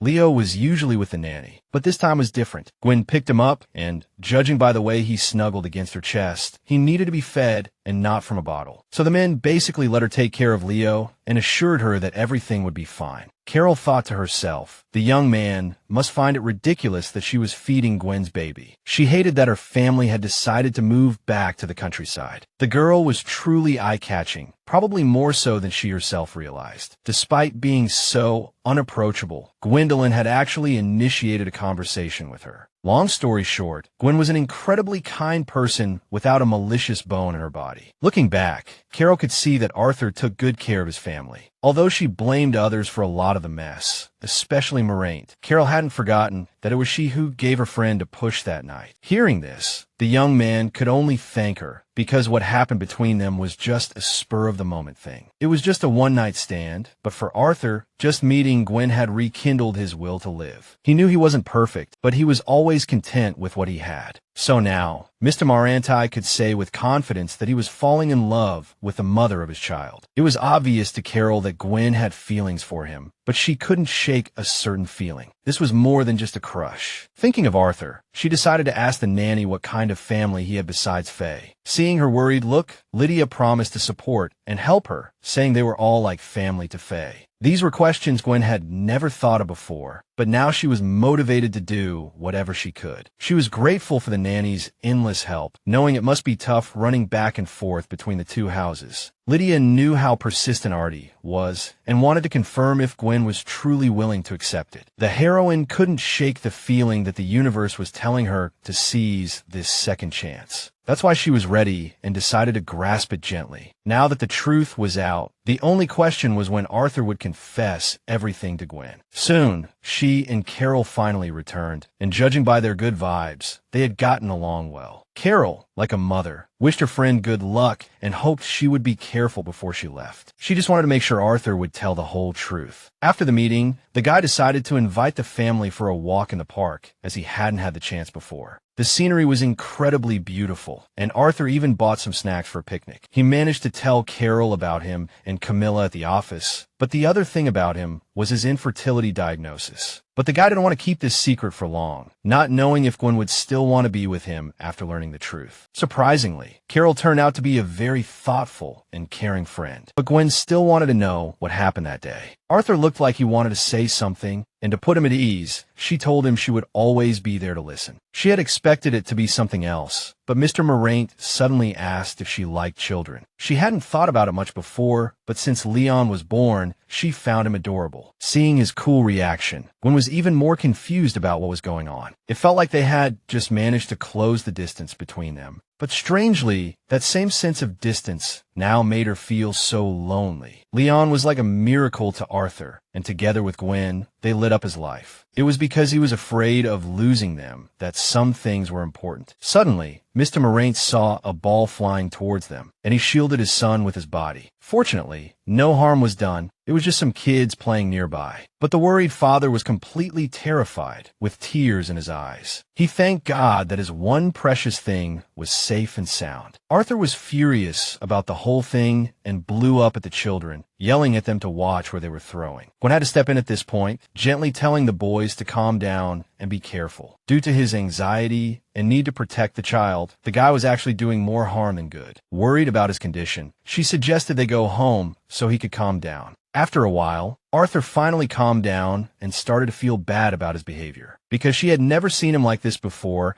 she had to say something and suggested they have a proper talk. Only through understanding, trust, and honesty could they build a family together. After sharing their hidden secrets, Gwen wanted to hear the truth from Arthur's own mouth. They all deserved to hear the male lead finally talk about his dream of having his own family. He used to be a bit of a rebel, not caring about anything or anyone, not even himself. Arthur had always thought getting married and having children was a natural part of growing up. It wasn't until his father passed away that the guy started to take things seriously. He was so caught up in his responsibilities that he didn't even notice the people around him were starting their own families. The carefree guy used being too busy as an excuse, saying he didn't realize it was all happening. In reality, he was punishing himself, trying to cope with his father's death by burying himself in work. Then Arthur met her, his ex-fiancée. She wanted a family, but he couldn't give her that feeling. Tears welled up his eyes as he said he was damaged goods, just trying to prove himself. Any woman who fell in love with him would have to give up the idea of having children. Arthur Maranti was diagnosed with cancer in high school, Hodgkin's lymphoma. Everyone knew it was serious, but they caught it early enough that his chances of recovery were high. The young man focused only on getting better, even though all he could do during the most painful treatments was lie there. One of the side effects of radiation and chemotherapy was infertility. Arthur wasn't prepared for this side effect. He hadn't even really thought about it at the time. Thanks to his family and friends, he slowly came to accept his reality. Ever since Maranti beat cancer, he always felt like there wasn't enough time. He decided to live life on his own terms, if that made any sense. But he never had a serious relationship with anyone until he met Elaine. He was sure he was fine on his own, that he was whole. He even guaranteed it, so he wanted to get tested to prove it. But the results only brought disappointment. This was the truth he had been hiding from everyone. Arthur wasn't being deceitful to anyone. He just wasn't sure how Gwen would react to it. His inability to have children with a partner made him feel incomplete, as if he needed to prove something. Gwen didn't seem bothered by this truth at all. She just wished she had known sooner. Everything was fine because they had Leon, which meant Arthur was a part of their lives. If only they could have been honest with each other from the start. But everything happens for a reason, right? Maybe they just needed time to get to this point. But they had to move forward together, you know? Then Leon suddenly got bored and started screaming his head off. Arthur always said their child had a sixth sense, always knowing when to cause a ruckus. The car pulled up to the place, and the aunt finally saw the rundown place where they were hiding. On the way home, Gareth followed Carol, under orders to bring her back safely. So the girl decided to say that she wasn't entirely convinced of how good his boss really was. A few years ago, Mr. Maranti was saved by a guy, so he was determined to make him his driver. He had just quit his previous job. I mean, you can trust a bodyguard like that to drive, right? That's right. And just like that, Gareth joined Mr. Maranti's team as a driver and personal bodyguard. The big guy hoped his loyalty to his boss would show what an upright man he was.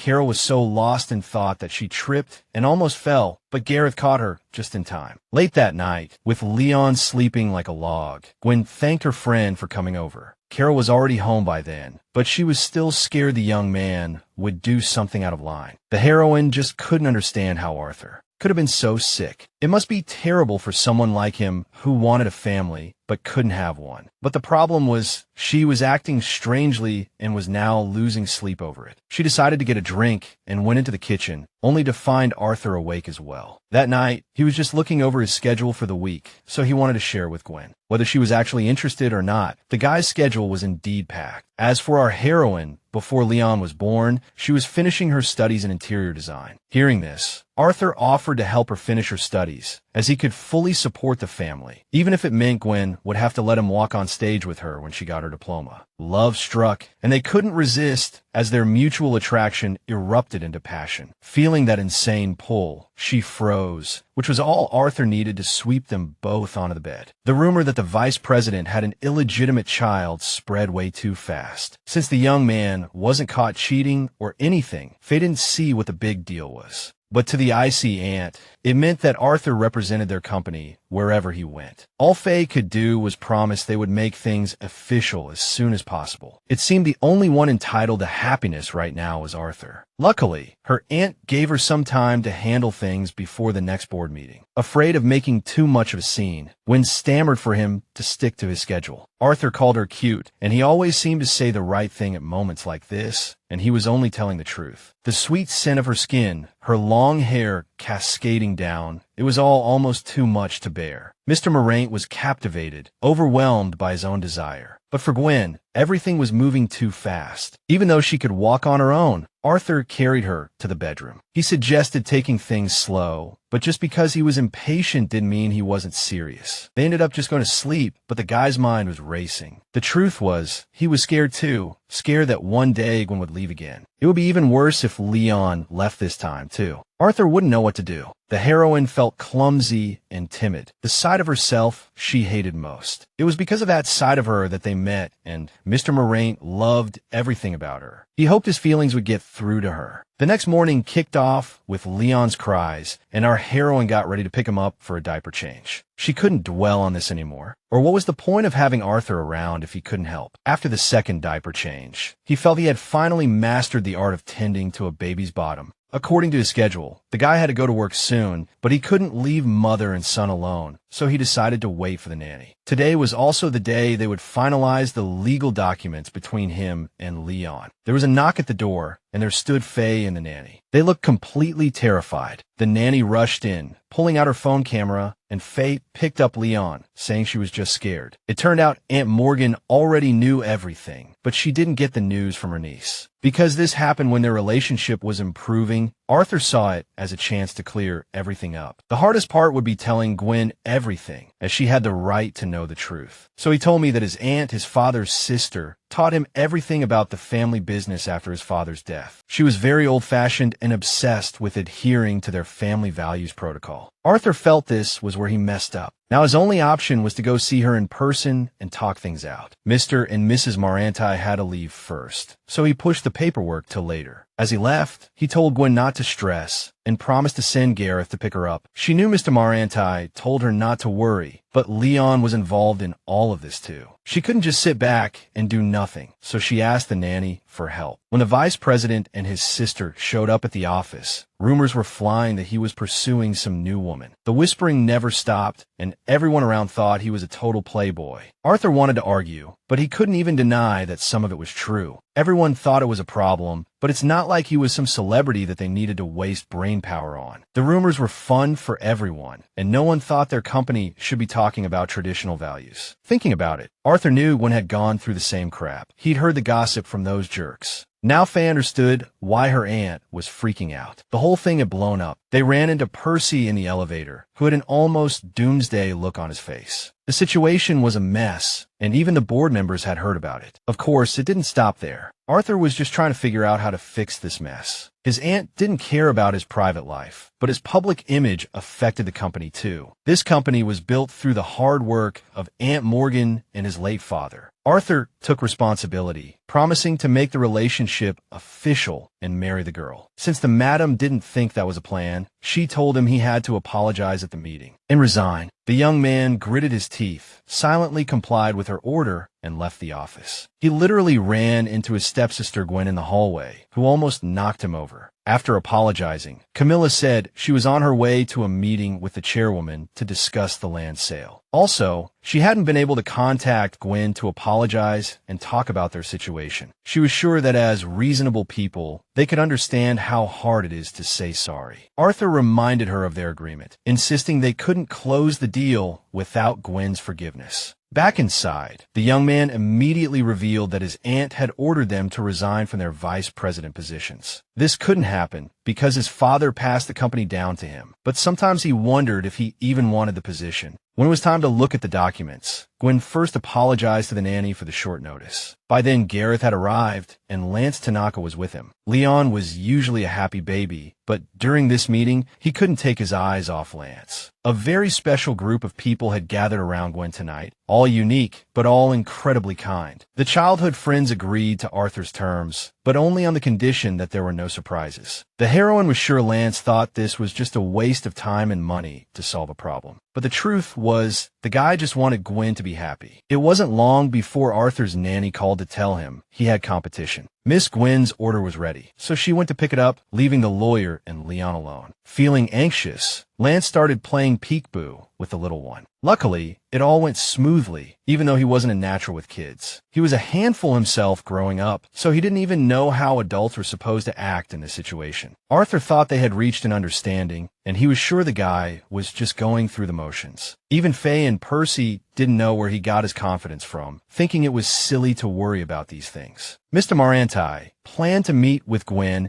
after taking care of some work. First, Faye wanted to hear how he planned to deal with the rampant rumors at the company. The young man just needed more time, so for now he would leave her to his sister. Arthur needed time to figure out what Camilla stood to gain from constantly meeting with Aunt Morgan. Lydia took on the responsibility of watching Leon, letting Gwen go in first. As for Lance, he still couldn't believe he was in his mentor's office. Upon meeting, the lawyer said Mr. Maranti would be a little late, but they could start without him. Mr. Maranti had originally planned to take the custody case to court. At first, Miss Alameda ignored Mr. Maranti's request to see his child. Gwen angrily claimed she had no choice, as the letters and calls she received said Arthur knew about her child. Since that was all in the past, the lawyer asked to see the new contract with Mr. Maranti's requests. Now, he was only asking to see Leon at least 3 times a month. Looking at his initial offer, Lance thought it seemed reasonable and in line with his expectations. The traffic was a total mess, so Arthur was a bit late, but the lawyer and Gwen were already waiting inside. He walked into the office in a great mood, but the girl and her lawyer looked confused. Mr. Lance wanted to know if Gwen wanted to reduce his demands, but she was fine with everything. Seeing the two of them exchange a nervous glance, Arthur realized the nanny's worries weren't unfounded. He said his terms were still the same and that he was open to hearing about any issues that came up. Gwen couldn't help but shiver. This was the last thing she wanted right now. When the secretary brought in drinks, she accidentally spilled them all over Lance and screamed. Gwen immediately started helping him, dabbing the stain with a handkerchief, even on his face. Mr. Maranti snatched the handkerchief from her hand and decided to take over helping his friend. It looked super weird when he moved to his leg area, but he was just trying to help. Throughout the discussion, Gwen acted as if she and Arthur were complete strangers. He'd had enough, so he cut into the conversation and said they needed to talk. Arthur cornered her against the wall and firmly asked if it was because he was late or because of the custody offer, because he was absolutely sure they had already talked last night. Meanwhile, Leon's nanny was waiting in the waiting room for his mom and dad when a young lady suddenly walked in. It turned out Miss Camille was looking for someone, and it looked like she had just found them. When Gwen left home, her stepsister thought she was completely done with her. But now, because of this ridiculous deal with the family, she had to resort to extreme measures. The child was the spitting image of his father, which was basically undeniable proof. Seeing where this was going and suspecting foul play, Ron immediately stopped his wife. The fact that Camille would go to such ridiculous lengths to avoid talking to Gwen angered him. Even though she considered the girl her stepsister, this had nothing to do with her relationship with Gwen. Ron was sure that if Gwen knew the money was for their daughter's surgery, she would understand. But for Camille, their sisterly bond didn't mean they needed to talk. She had never asked Gwen for help, thinking herself superior, that she was above it. That's why Camilla decided to handle everything herself. If her sister wouldn't help her, Arthur had initially added some revisions, but he wanted Gwen to make her own decision without any contract. He just wanted to know if there was a place for him in her life, and her answer was obvious, as was his. The heroine hated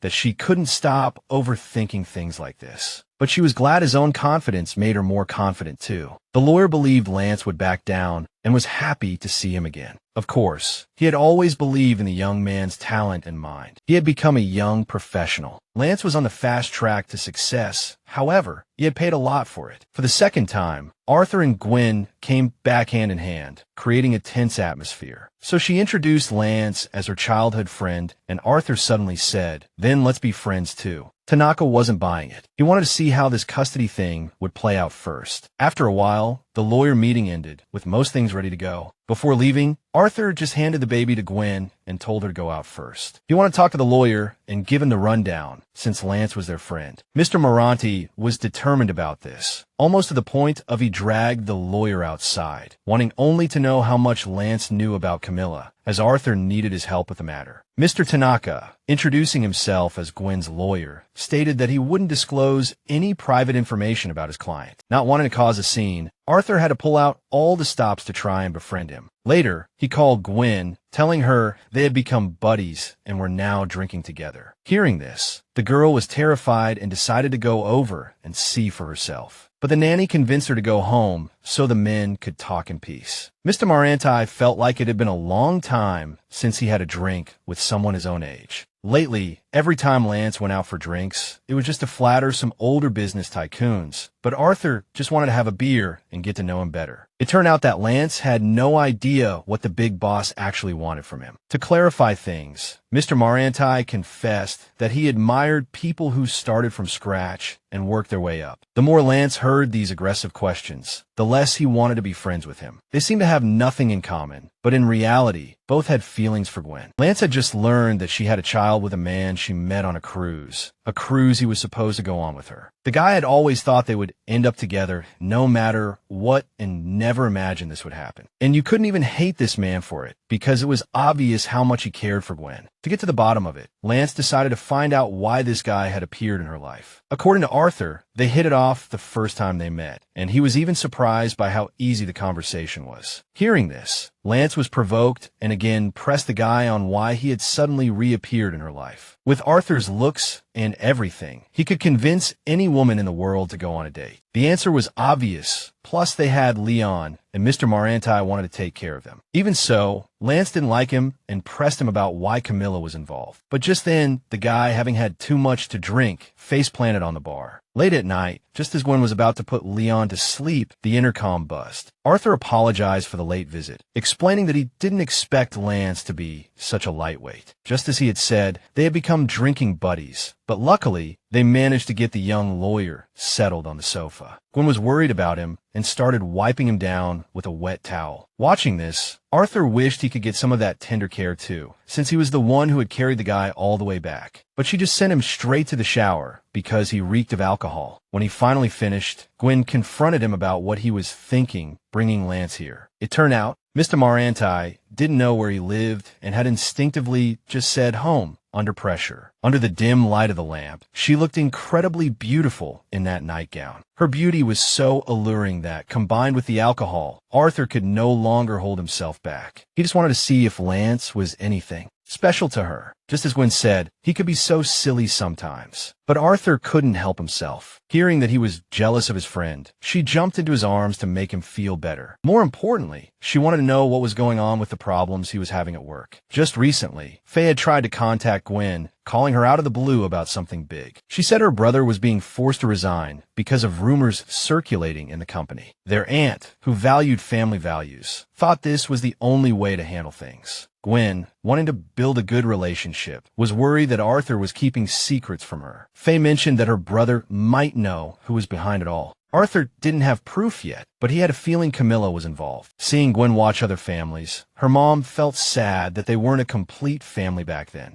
Gwen dreamed of a day when, after they grew up, she could get along with Camilla. She hoped they would understand that the situation wasn't either of their faults. Her biological father and stepsister had made their contempt for her clear, but she never wanted someone else's mistakes to ruin her relationship with Camilla. Arthur suggested they talk tomorrow and rest for now. He promised to tell her everything and support whatever decision she made. She used to not be able to stand it for a day, but since moving here, things were getting better. All of Camilla's energy was focused on healing her daughter, who dreamed of returning to a home with happy parents. To help her daughter fight her illness, she swore she would get that money. Lance woke up early that morning and froze when he saw Arthur sleeping next to him in an unfamiliar place. Woken by Lance's shout, Arthur told him he had dragged him here because he didn't know where he lived. Hearing them awake, Gwen brought Lance's glasses and apologized for any trouble the blockhead might have caused last night. Hungover or not, it was time to finish yesterday's conversation. Arthur wasn't trying to keep secrets. He thought he was protecting Gwen, but he was wrong. The truth was Camilla had been in contact with Aunt Maranti for some time. Gwen could hardly believe her stepsister hated her enough to stoop so low. They never got along, but she didn't expect her sister to sink to this level. In any case, if they could get solid proof, they could press a series of charges against her. But Gwen didn't want to run from her problems anymore and decided she had to go see her. Meanwhile, the nanny took Leon out for a walk, giving the adults a chance to talk business. But no one could have imagined what Camilla would do to get that money. Only now did Gwen realize how much trouble she had caused the father of her child. Arthur felt responsible. He thought he was protecting her, but it turned out not to be the case. He had chosen completely the wrong way to handle it. Now he said everything would be fine, and their family needed to get through this together. Just when it seemed things couldn't get any worse, Mr. Maranti's phone rang. He heard Garrett's voice on the other end, saying some suspicious guy wanted to talk to Miss Gwen. Mr. Maranti wanted to handle it himself, but looking at Gwen, he couldn't hide the truth. Just then, Ron appeared at their apartment door. He should have come sooner. With tears in his eyes, he said he knew she was a loving person, but she hadn't always been this way. Ever since her first meeting with the chairman, his wife had started acting very strangely. At first, Ron just thought she was upset about the difficulty of closing the deal, but things got worse. Camilla was on the verge of a breakdown, obsessed with the mounting bills and her daughter's lack of improvement. Ron supported her as best he could, explaining that they needed to find solutions, not create more problems. He thought his wife would explain her feelings, but instead, she grew more and more paranoid. Knowing he couldn't act behind her back, Ron pleaded for help to stop Camilla. Just then, the door was thrown open again, and the nanny, in a panic, blurted out the terrible news as soon as she entered. Unable to hold back her tears, she said that little Leon was gone. It turned out that Lydia was crossing the street, about to take a walk in the park garden. She was crossing at the pedestrian signal when a car came speeding through without even slowing down. Lydia managed to jump back as the car swerved past her and crashed right into the curb. After the crash, the driver tried to flee without even showing their face. The nanny thought of the child for just a moment and realized Leon was no longer in the stroller. Taking advantage of the chaos, Camilla snatched the child and disappeared into the crowd. Ron's heart broke as he listened to the nanny's panicked screams, completely at a loss for what to do. He had a hunch where to find her, but he only asked them to be lenient with his foolish wife. Arthur acted decisively, telling Gareth to take care of the nanny and make sure she was okay. In addition, he asked Lance to help mediate with the authorities on this matter. Mr. Tanaka agreed, but on the condition that Arthur promised not to do anything crazier than Camilla. If anything happened to Leon, Mr. Maranti swore Camilla would regret it. They finally arrived at the house of Gwen's biological father, where she had lived after her father's death. The nanny, hands trembling, held the note she had found, worried that Camilla would harm their son. The note from her stepsister said to come alone, and for her son's safety, Gwen had to be brave. Just then, Arthur promised he would be nearby, ready to step in if she needed him. Deep down, she wanted to believe her sister wouldn't do anything. To Leon, as soon as she entered, she heard Camilla's voice. She knew leaving the note had worked. Her sister would know from that small clue that this was revenge. Camilla was jealous that Gwen had a healthy child, and all she wanted was a signature. She yelled that she didn't want to understand her stepsister and hated her existence. Just then, a baby started crying, the child screaming his lungs out, but Gwen desperately tried to set things straight. The police would be there soon, and Lance told Gareth to get the nanny treated for her injuries. Ron felt incredibly guilty. He had no idea his wife would go this far. Arthur didn't want to hear it. He would never let anything happen to Gwen or his son, or else, he promised, he would make sure Camilla faced the full extent of the law. Camilla slapped her sister, furious that she was always interfering, and demanded she sign the papers. Gwen didn't want any of this. She never tried to ruin anyone's family. But Camilla thought it was a lie, because her little sister had seduced Arthur Maranti and even had a child. The baby's crying irritated her, and Camilla told him to shut up. Just then, Gwen snapped, and in a fit of rage, she miraculously snatched her child back. The heroine took a hard blow to the back to save her child, shielding her baby with her body as she fell. Camilla screamed, explaining that she wanted her sister to stay away, but she always intruded on her life. It seemed nothing could stop her now as she grabbed her sister's hair and forced her to sign the papers. Like a last-minute rescue, Arthur burst into the house and gasped at the scene before him. Gwen felt a wave of relief and managed to smile, and only then did her little one calm down. If only Camilla had listened to reason. Doing something like this was too crazy even for her. Finally, Leon was out of danger, and his parents were relieved. If Camilla had been honest, her sister would have helped her without a second thought. Sure, they had their issues, but they were both just mothers who would do anything for their children. Even after all this, Camilla's anger hadn't subsided. She didn't think they were the same. From now on, Arthur Maranti forbade her from laying a finger on his family and told her to get lost. Of all people, Ron should have known his wife was doing this for their child, but he had betrayed her. A desperate Ron tried to argue that their daughter wouldn't be happy if she knew what her mother was doing now. Camilla needed to wake up. She couldn't raise their daughter from behind bars. Arthur had known what she was up to for a while, but he never expected it to lead to this. Gwen had believed with all her heart that her sister wouldn't harm the child, but it turned out she was capable of it. According to Mr. Maranti,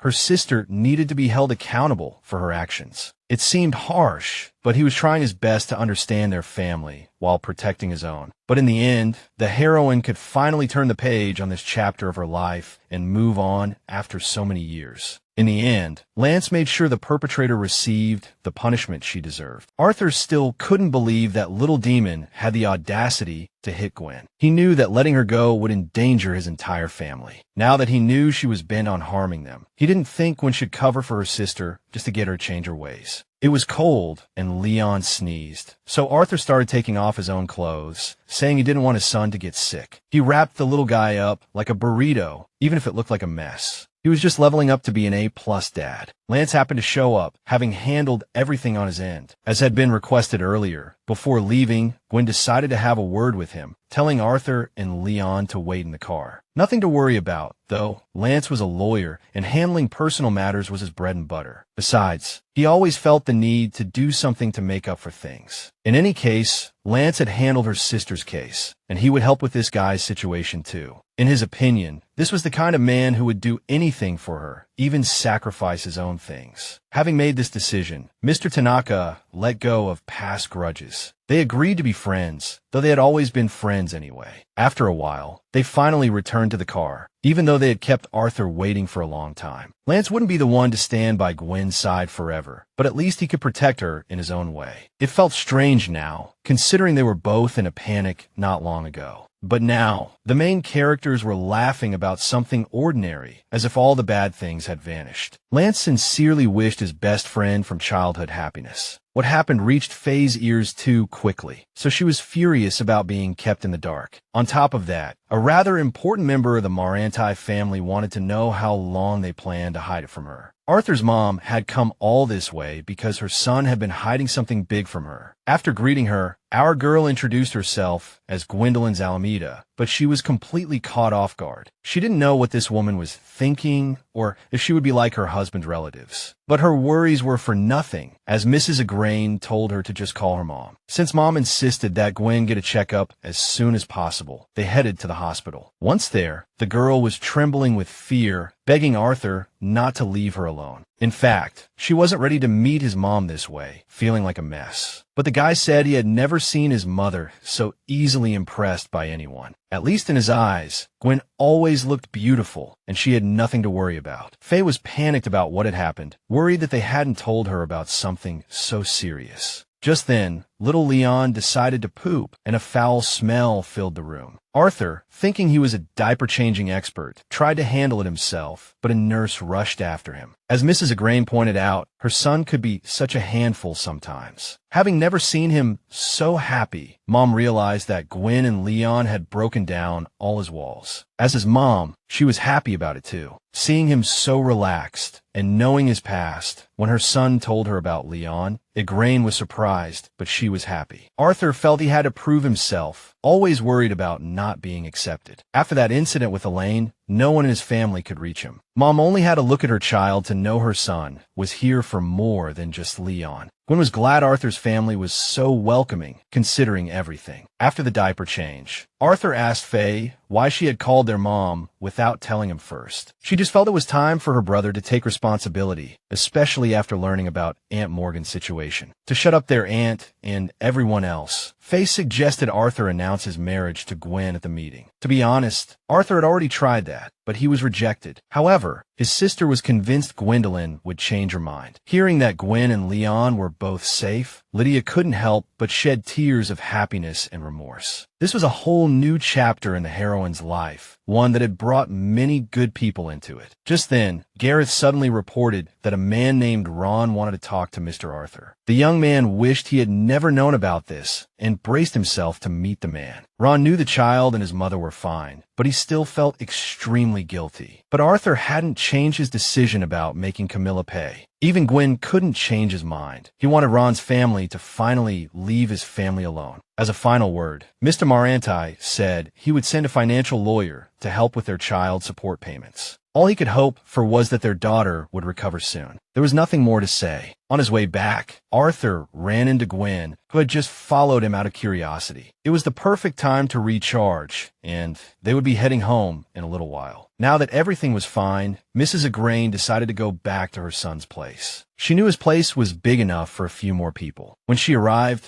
and found there was no food at all, Mom gave Gareth a shopping list. Gwen was looking around the incredibly lavishly decorated penthouse. unable to believe this was where he lived. After the day they'd had, Arthur looked a bit tired, as if trying to process everything. He guessed Gwen had a lot on her mind and said he was just exhausted from dealing with his mom and Faye. Actually, Gareth had told her that Mr. Maranti had spoken to Leon before, trying to smooth things over with Camilla. She felt there was nothing for her to say now. Arthur was grateful that she stood up for him and Leon. He wasn't very good at this sort of thing and was completely unprepared, so it probably wouldn't be that romantic. He didn't want to go back to how things were. He wanted to move forward with Gwen. Mr. Maranti didn't just want Leon, he wanted both of them, and she didn't want it to end here either. His clumsiness wouldn't get in the way of him being a good dad to Leon. So what if he couldn't have any more children? Gwen had already said he was much more than that to her. The moment their lips met, it felt like all the stars had aligned for their happiness. After promising to make his family happy, Arthur asked her to marry a selfish bastard like him. In any case, Gwen was afraid she would become annoying and selfish sooner or later. It wasn't until the guy swore she wouldn't annoy him that the heroine happily accepted his proposal. The most important thing now was that the two of them were starting a family and had to go through everything together. Such a huge milestone called for a celebration, so the house was filled with a party atmosphere. Mrs. Agrane had never thought she would get such an adorable grandson from Arthur, but she would never allow her son to make such a lame proposal without a ring. She and Faye didn't raise him to be such a slacker that he would dare to do it without a ring. When Arthur heard them feeding Gwen that nonsense, he begged them to give him a break. It had been a tough day, and she was sure Arthur was exhausted, feeling his strong embrace. She felt it was a bit embarrassing to do this in front of his family. Still, it was a rare opportunity to have someone watch Leon for the night. This time, they didn't have to worry about moving too fast or at a crazy pace. Gwen agreed. After all, she wouldn't be able to sleep tonight either. Arthur would have felt heavy if you were the only one so eager. But that wouldn't happen, because Gwen wanted it too, and now Mr. Maranti was all hers. The long wait had intoxicated them both, finally erupting into raw passion. Waking up in the morning, Gwen saw her man, who asked her how her body felt. It turned out, the guy was so afraid she would run away again that he hadn't slept a wink all night. She couldn't believe he was so stressed. From now on, she swore to be by his side every night if he needed her. Later, Gwen finally came out of the room, but her relatives wanted to know where Arthur was. Feeling it would be embarrassing to tell the truth, she said he had gone to the office early to see his aunt. After some thought, she asked Faye for a small favor. Faye didn't think someone with such strong family values would turn her back on her own kin. Besides, there was someone she wanted her aunt to meet. It was a huge surprise, but the stern lady just wanted to know what this girl was doing here. The thing was, Gwen had heard about Arthur's troubles and couldn't stand the gossip against him. She knelt in desperation, ready to do anything if the lady would just spare their son. She blamed herself for most of what happened, for always being so irresponsible and stubborn. She insisted that Arthur was a good man and a good father, pleading for another chance for him. Suddenly, the door was thrown open, and an angry Arthur burst into the office. A flash of surprise crossed his face when he saw his aunt holding Leon, even though just a minute ago she had been standing firm in her convictions. Mrs. Maranti silently motioned for the girl to stand up. She took the baby into her arms, saying the well-behaved little one looked just like his father. It reminded her of her brother, Faye's father, from when he first introduced them. His aunt figured the girl must have already seen the office, so she didn't see the need to give her another tour. Just before they arrived, the aunt had heard that some visitors wanted to speak with Arthur and ordered them to be thrown out. Her brother had entrusted the company to her, and she couldn't let rumors spread. At least, that's what she kept telling herself. Now, the lady was ready to make up for it all. To make things crystal clear, she stated that she knew about Arthur's physical condition. No one expected to hear such a thing. As mentioned before, deep down she didn't want her son to worry. Morgana had always been a total softie at heart. Although the aunt considered her nephew a coward, she couldn't remain indifferent while looking at the child. As she saw it, the grandson seemed to want some attention from his grandmother, but Morgana said he clearly wanted his great aunt to hold him. When his mother told Arthur that his bride had come here all alone, his heart sank. But now that Leon was safe and sound, they thought it was a good idea to go get something to eat together. They unexpectedly bumped into Percy and Carol at a cafe, which was a pleasant surprise. With the group gathered, Arthur finally dropped a bombshell. He and Gwen were getting married. She knew it seemed a bit rushed, especially considering their situation not long ago. Nevertheless, Carol was thrilled for her good sister, who truly deserved some good news. In fact, Arthur was ready to take care of Gwen and Leon at all costs. By the end of the gathering that night, they found they had made a group of extremely excited friends. Unfortunately, Arthur had never met any of Gwen's real family, though she longed to have one. When he said she did have a family, he was referring to the nanny Faye, a motherly figure, and even Aunt Morgana, if she could cool down. He told her she was about to become part of a big family, so there was no need to be nervous. Suddenly, a guy called out Arthur's name, confirming he hadn't mistaken him for someone else. Before long, this guy appeared before Faye, ready to take his dear wife home. So Arthur introduced his brother-in-law, Noah, who basically slacked off at work and argued with his wife because of it. It's normal for couples to argue occasionally, but Gwen hoped they could resolve things peacefully from now on. Our protagonists began a new chapter in their lives, like a real family. But they soon discovered that the guest list Arthur's mom had drawn up was unusually large. He had mentioned that his mom's side of the family was big, but this was the first time he looked genuinely intimidated. Most importantly, the groom couldn't see the bride the day before the wedding, which meant it was time to try on the wedding dress, and Faye was already eager to get started. The celebration soon arrived, where the two promised to stay together for life, till death do they part. On the wedding day, Gwen had no idea she would see so many people. At the celebration, seeing the long line of guests, Lance decided to go in to congratulate her and wish her happiness. While struggling to deal with the crowd, Carol couldn't help but notice that her good sister was the most beautiful bride she had ever seen. Just as Lance stepped out of the room, he ran right into Arthur. He said he was just passing on his congratulations to a friend, which was why he had entered the bride's room. But since they had run into each other, Lance also congratulated Mr. Maranti on his new marriage. They both probably just wanted Gwen to be happy, which was likely the only thing they had in common. Just a few years ago this very month, our protagonists first met on that fateful cruise ship. Their entire story up to this point felt like it had happened in the blink of an eye. Anyone hearing for the first time that they met at a cruise ship club might think the relationship lacked depth. They would attract some strange looks for fast-tracking their relationship on their own terms. Even Gwendolyn herself had initially judged their relationship, but Arthur gave her the courage to believe in herself, to believe in the connection between them. So now, she wanted to prove to everyone just how real their relationship was. After the party, the girl was exhausted, but she was sure everyone had a great time. Suddenly, Arthur said his mom would be staying with Leon all night again. He had been waiting all day for this, but Gwen stopped him, thinking he should catch his breath first and maybe even take a shower. A shower together sounded refreshing, but she still felt a bit overwhelmed by her husband's carefree attitude. Arthur was worried she might be second-guessing everything, feeling that things were moving too fast. He just wanted her to know that he truly believed in this special love they shared. His only happiness was this new beginning with Gwen, and she was also excited to try many new things with him. Time flew by, and this weekend, Leon was turning 1. Right on cue, the world's best grandmother showed up again to check on the party preparations. She wouldn't be able to spend as much time with Leon as she wanted over the weekend because there would be so many people around. The little guy had become quite popular at home, and his time had to be divided between Miss Morgana and his grandmother. But Gwen was pretty sure they were doing it partly to give her and Arthur some time alone. That night, she decided to make a photo album of Leon's first year. She had heard that the first year flies by, so she wanted to capture as many memories as possible, not just in her mind, but in photos too. She would include the day Leon was born as well. Arthur was amazed, thinking it must have been hard for her to put all this together by herself. He had missed so many important moments. Of course, he couldn't have witnessed everything, but Gwen believed he had many years ahead to make up for it. In the past, it was just the two of them, mother and son, but now she missed her son like crazy. Still, with so many people looking after him now, she couldn't be too upset. Arthur said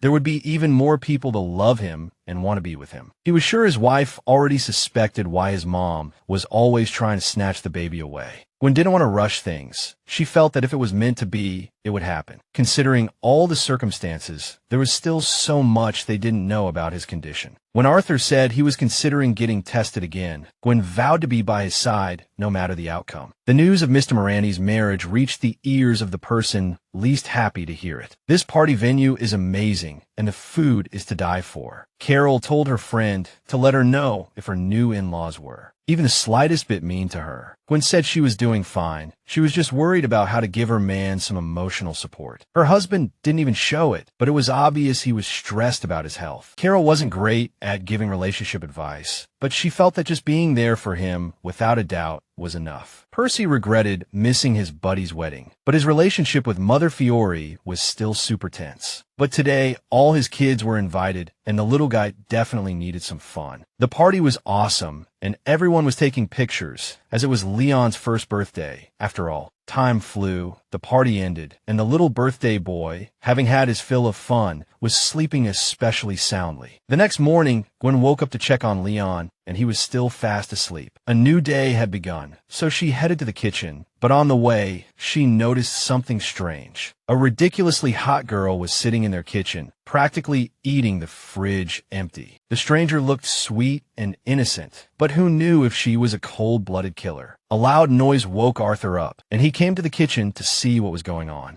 It was the idiot Malin, the little sister her husband had told her about long ago. The moment she found out they were married, the girl's face lit up, and she introduced herself in a friendly manner. Malin asked if she could crash there until the evening, saying it was the closest place to the airport, and she was still jet-lagged. Afterwards, Arthur apologized for his sister, saying she was the most eccentric of all his sisters. It was only then that Gwen realized this was the little sister. Good grief, this family was really something else. Leaving Malin alone in the apartment, the young couple went out to take Leon for a checkup. Arthur had heard that this medical center had the best pediatricians. Meanwhile, back at the apartment, the little sister saw the baby supplies, which made her lose hope for her brother. According to the tests, Leon's language and motor development were at a normal level for his age. According to the attachment test, the little one showed a secure attachment to his mother. However, it was clear he was only somewhat attached to his father. The pediatrician told the parents they needed to bond more, and that the father needed to take a genuine interest in his sons. Interests. Because Mr. and Mrs. Maranti were always working, they rushed through everything. Gwen and Arthur had no idea that the little things they were overlooking were affecting his development. So, considering all this, Arthur suggested they go for a walk. Gwen wanted to question the doctor in detail. So for the first time ever, it was just father and son alone. After reviewing the test results, the pediatrician, Miss Maranti, said that she seemed emotionally stable but also showed signs of depression, which her husband was still unaware of. She didn't want to tell him, even though having someone to lean on is better than keeping things bottled up. Just by looking at Arthur, you could tell something was weighing on his mind. His wife had decided to tell him when she was ready. After spending a while with his son, Mr. Maranti was exhausted. This is what being a parent feels like. Looking at the handsome dad, that mother suddenly invited Gwen to join their club. The woman was unrealistically beautiful, like a goddess, and everyone was looking at her. It turned out she was Mr. Maranti's wife. They all really liked Arthur, thinking he was especially gentle with the kids and always happy to play with them. Soon they went home, and a year later, Leon was walking even more steadily on his own. Arthur suddenly mentioned he had signed up for more tests to figure out what was really going on with him. Regardless, his wife promised to support him and any decision he made about it. Just then, Malin showed up. It seemed she had practically moved in. Seeing her, Arthur blew up, demanding to know why she was still in their house. But Gwen pulled out all the stops, trying to convince him to spend some time together as a family. It was time to go all in. She really wanted to build a relationship with everyone, including Malin. As it turned out, Mr. Maranti's little sister wasn't so bad. She was fond of Leon and took good care of him. Once, Malin showed Gwen a picture of her with her brother and his annoying sister. Sometimes it felt like things were far more complicated than she knew, which made her feel very lonely. After Malin woke up, the nanny appeared, and she was surprised when Artie suddenly asked about her. His little sister couldn't make it to the wedding because of her studies, but honestly, they had a fight. It turned out she didn't approve of him marrying Gwen. In a photo Miss Maranti showed her, Arthur and his ex-fiancée looked happy, but Malin didn't seem to care, just saying she was glad to have met Gwen. Without any warning, Arthur suddenly appeared and told his sister to go home. To cut to the chase, Faye came with her husband, intending to drag her little sister back. She dragged her home, saying she had caused enough trouble for the family. Whatever her reasons, her heart was in the right place, but that photo gave Gwen a strange feeling. Malin hadn't even sent a text to say she was home, wanting to surprise everyone. She should have known that as the older sister, Faye knew her better than anyone. She was convinced it was all Gwen's fault, saying that Arthur was married now and had his own family. Their father had passed away a year after Faye was born, and someone else had to step up and play the father role. She greatly admired her brother's dedication to the family. In many ways, he was her hero. Malin didn't feel it was her fault. This girl came out of nowhere, and everyone welcomed her with open arms. After Gwen checked on Leon, she ran into the nanny that night. It sounded awful, but there were still people who didn't accept them. But it wasn't the nanny who wanted to take care of Gwen and Leon from the beginning. Gwen felt she should focus on raising her child now, but she didn't know how. Lydia told her there was no right answer, just to trust that the most important thing was to love and support Leon. And she was sure the young lady was doing just that. After all this, Arthur hoped his wife hadn't taken his sister's words to heart. Precisely because he knew why Malin was here, he suddenly wanted to talk, and even though she said she was fine, she hated this side of herself. Her husband knew she wasn't. Being with her husband, she remembered that she was the one who told him to try and fix things with his sister. They promised each other no more secrets and no more dealing with things alone. Gwen gathered her courage. She needed to know why Malin didn't like her anymore. At least, that's what she guessed. In retrospect, Camilla's behavior was the same, making Gwen feel lonely and treating her like an inconvenience. Even though that was in the past,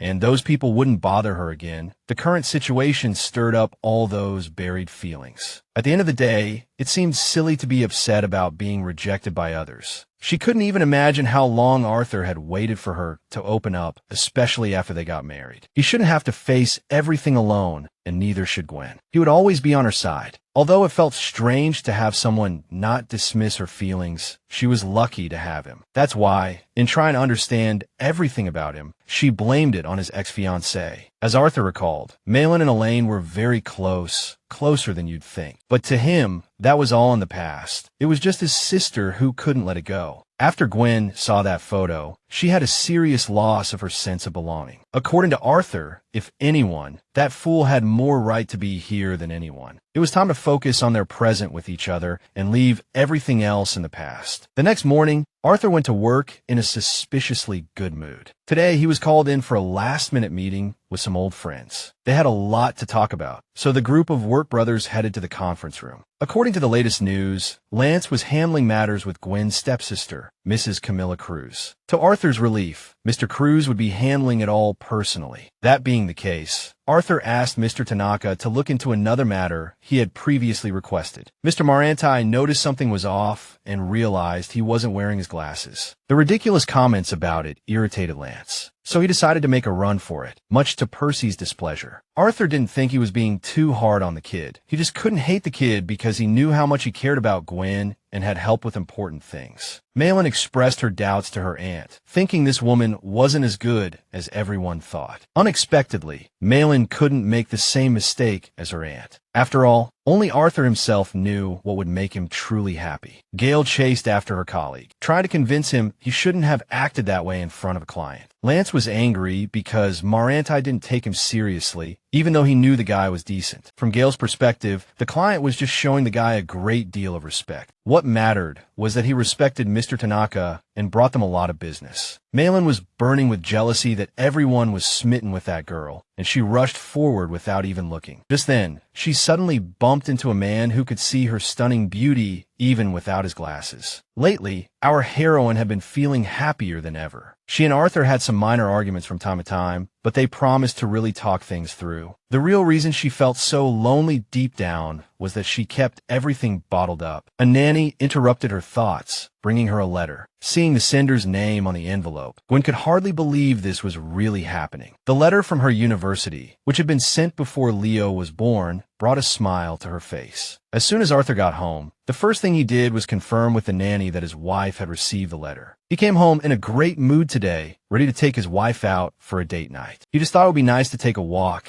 and spend some quality time together. It felt like it had been a long time since they had been alone together like this, just the two of them. Arthur couldn't shake the feeling that was eating at him, that his wife was always stuck at home, taking care of the baby, so he decided to treat her properly. Besides, they hadn't been on many dates considering they skipped that stage. Thinking about it, Gwen guessed he was the one who had pulled some strings regarding the letter from the university. Mr. Maranti didn't need to take any more credits. So what was he trying to do by going back? Gwen decided it wasn't worth it and almost forgot about it, but still felt a bit lost. She felt like her only purpose was to be a mother, but this letter was the shot in the arm she needed. It was a small price to pay, considering everything Gwen had been through to give their family a good life. The first thing they did was go to the mall, where Arthur picked out matching couple necklaces. He had always wanted to try this with his beloved. The heroine never realized that such an ordinary thing could make her so happy. Just as the lovebirds were having fun, DOC suddenly approached Arthur, saying he didn't expect to see him here. While pondering what cute thing to buy for her husband, Gwen picked out some fun matching t-shirts. As her hand touched the clothes, she bumped into a girl who was picking out the same thing. On the cruise ship that day, when the heroine first saw that girl,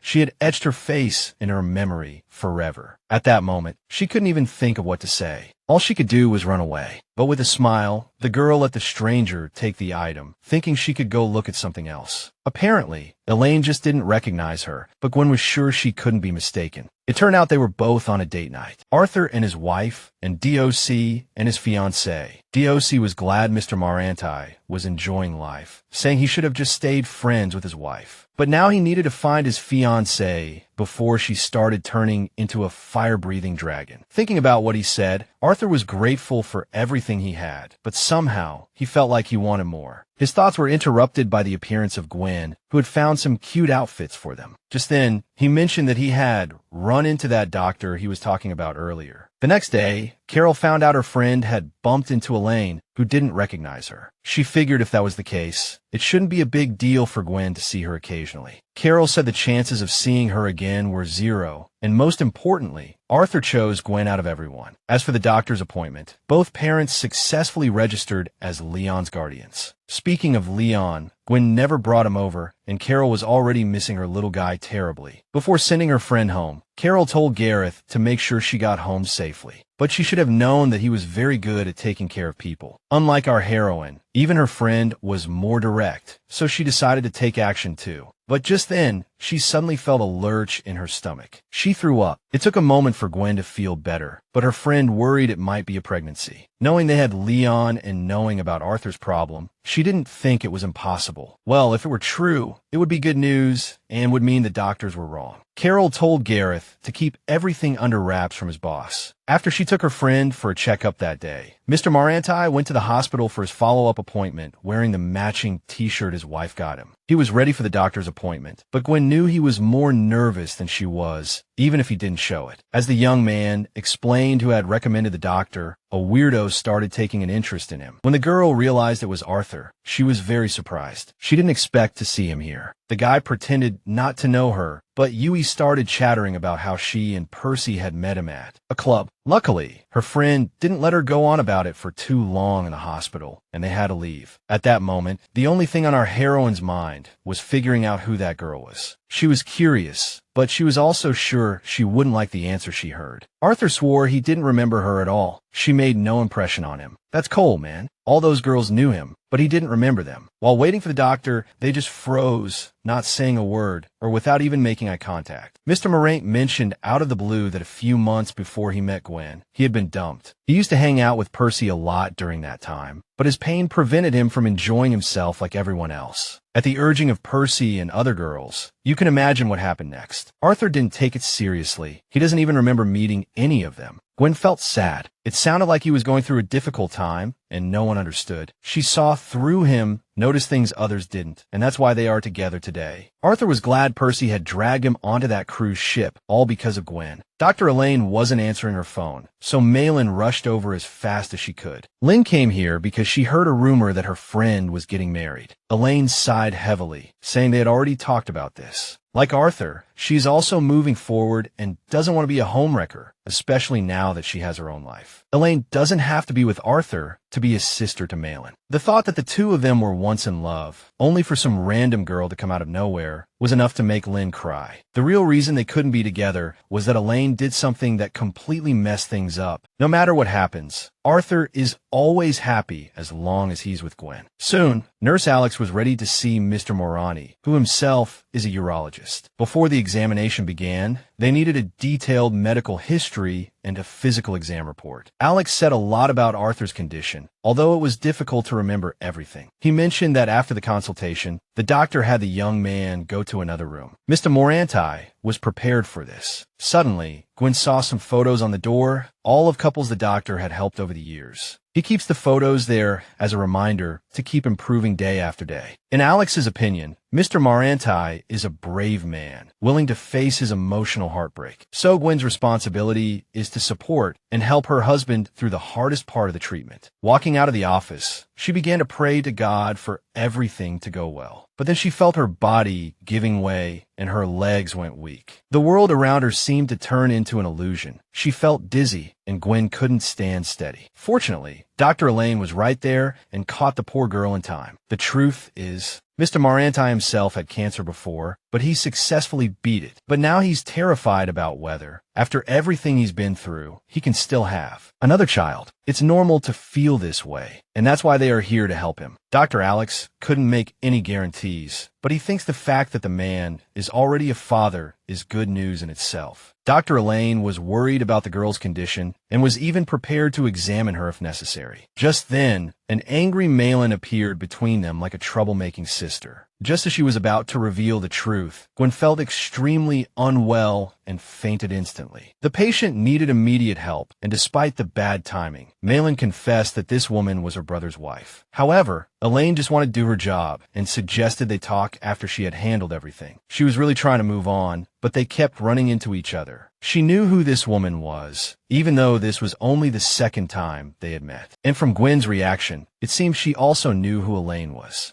Arthur had just finished his first test when he suddenly heard his wife had fainted, so he rushed over to see her, only to run into Malin in the hallway. The first thing Elaine said when she saw him was that he took his sweet time getting there. They had found Gwen collapsed in the hallway, showing all the signs of exhaustion. Arthur decided to stay with his wife, and then Elaine said her assistant would be waiting for her outside the door. Malin was confused as to why her friend hadn't told Arthur anything. In fact, it really wasn't the best time to talk about that. Elaine had mentioned him before. That was her fiancé, Alex. Now it was the perfect time to meet him. Then, Alex started talking about his new patient, Mr. Maranti. Both girls were stunned and completely at a loss. Malin couldn't believe her brother was sick. By then, Gwen had woken up. Her husband was frantic, worried sick about her fainting. Actually, she didn't want to bother him, feeling it was nothing compared to his test today. When things like this happened, Arthur couldn't help but worry himself to death, feeling like his heart was about to break. As for that girl, yes, he saw her, but he wouldn't flirt just because they ran into each other again. He was a married man and would never let his wife misunderstand. The heroine finished her checkup. She just wanted to go home. Malin had already burst in, tears streaked and a mess, demanding her brother tell her if he was really sick. Arthur had to admit it was true, but he had planned to talk about it after his sister went home.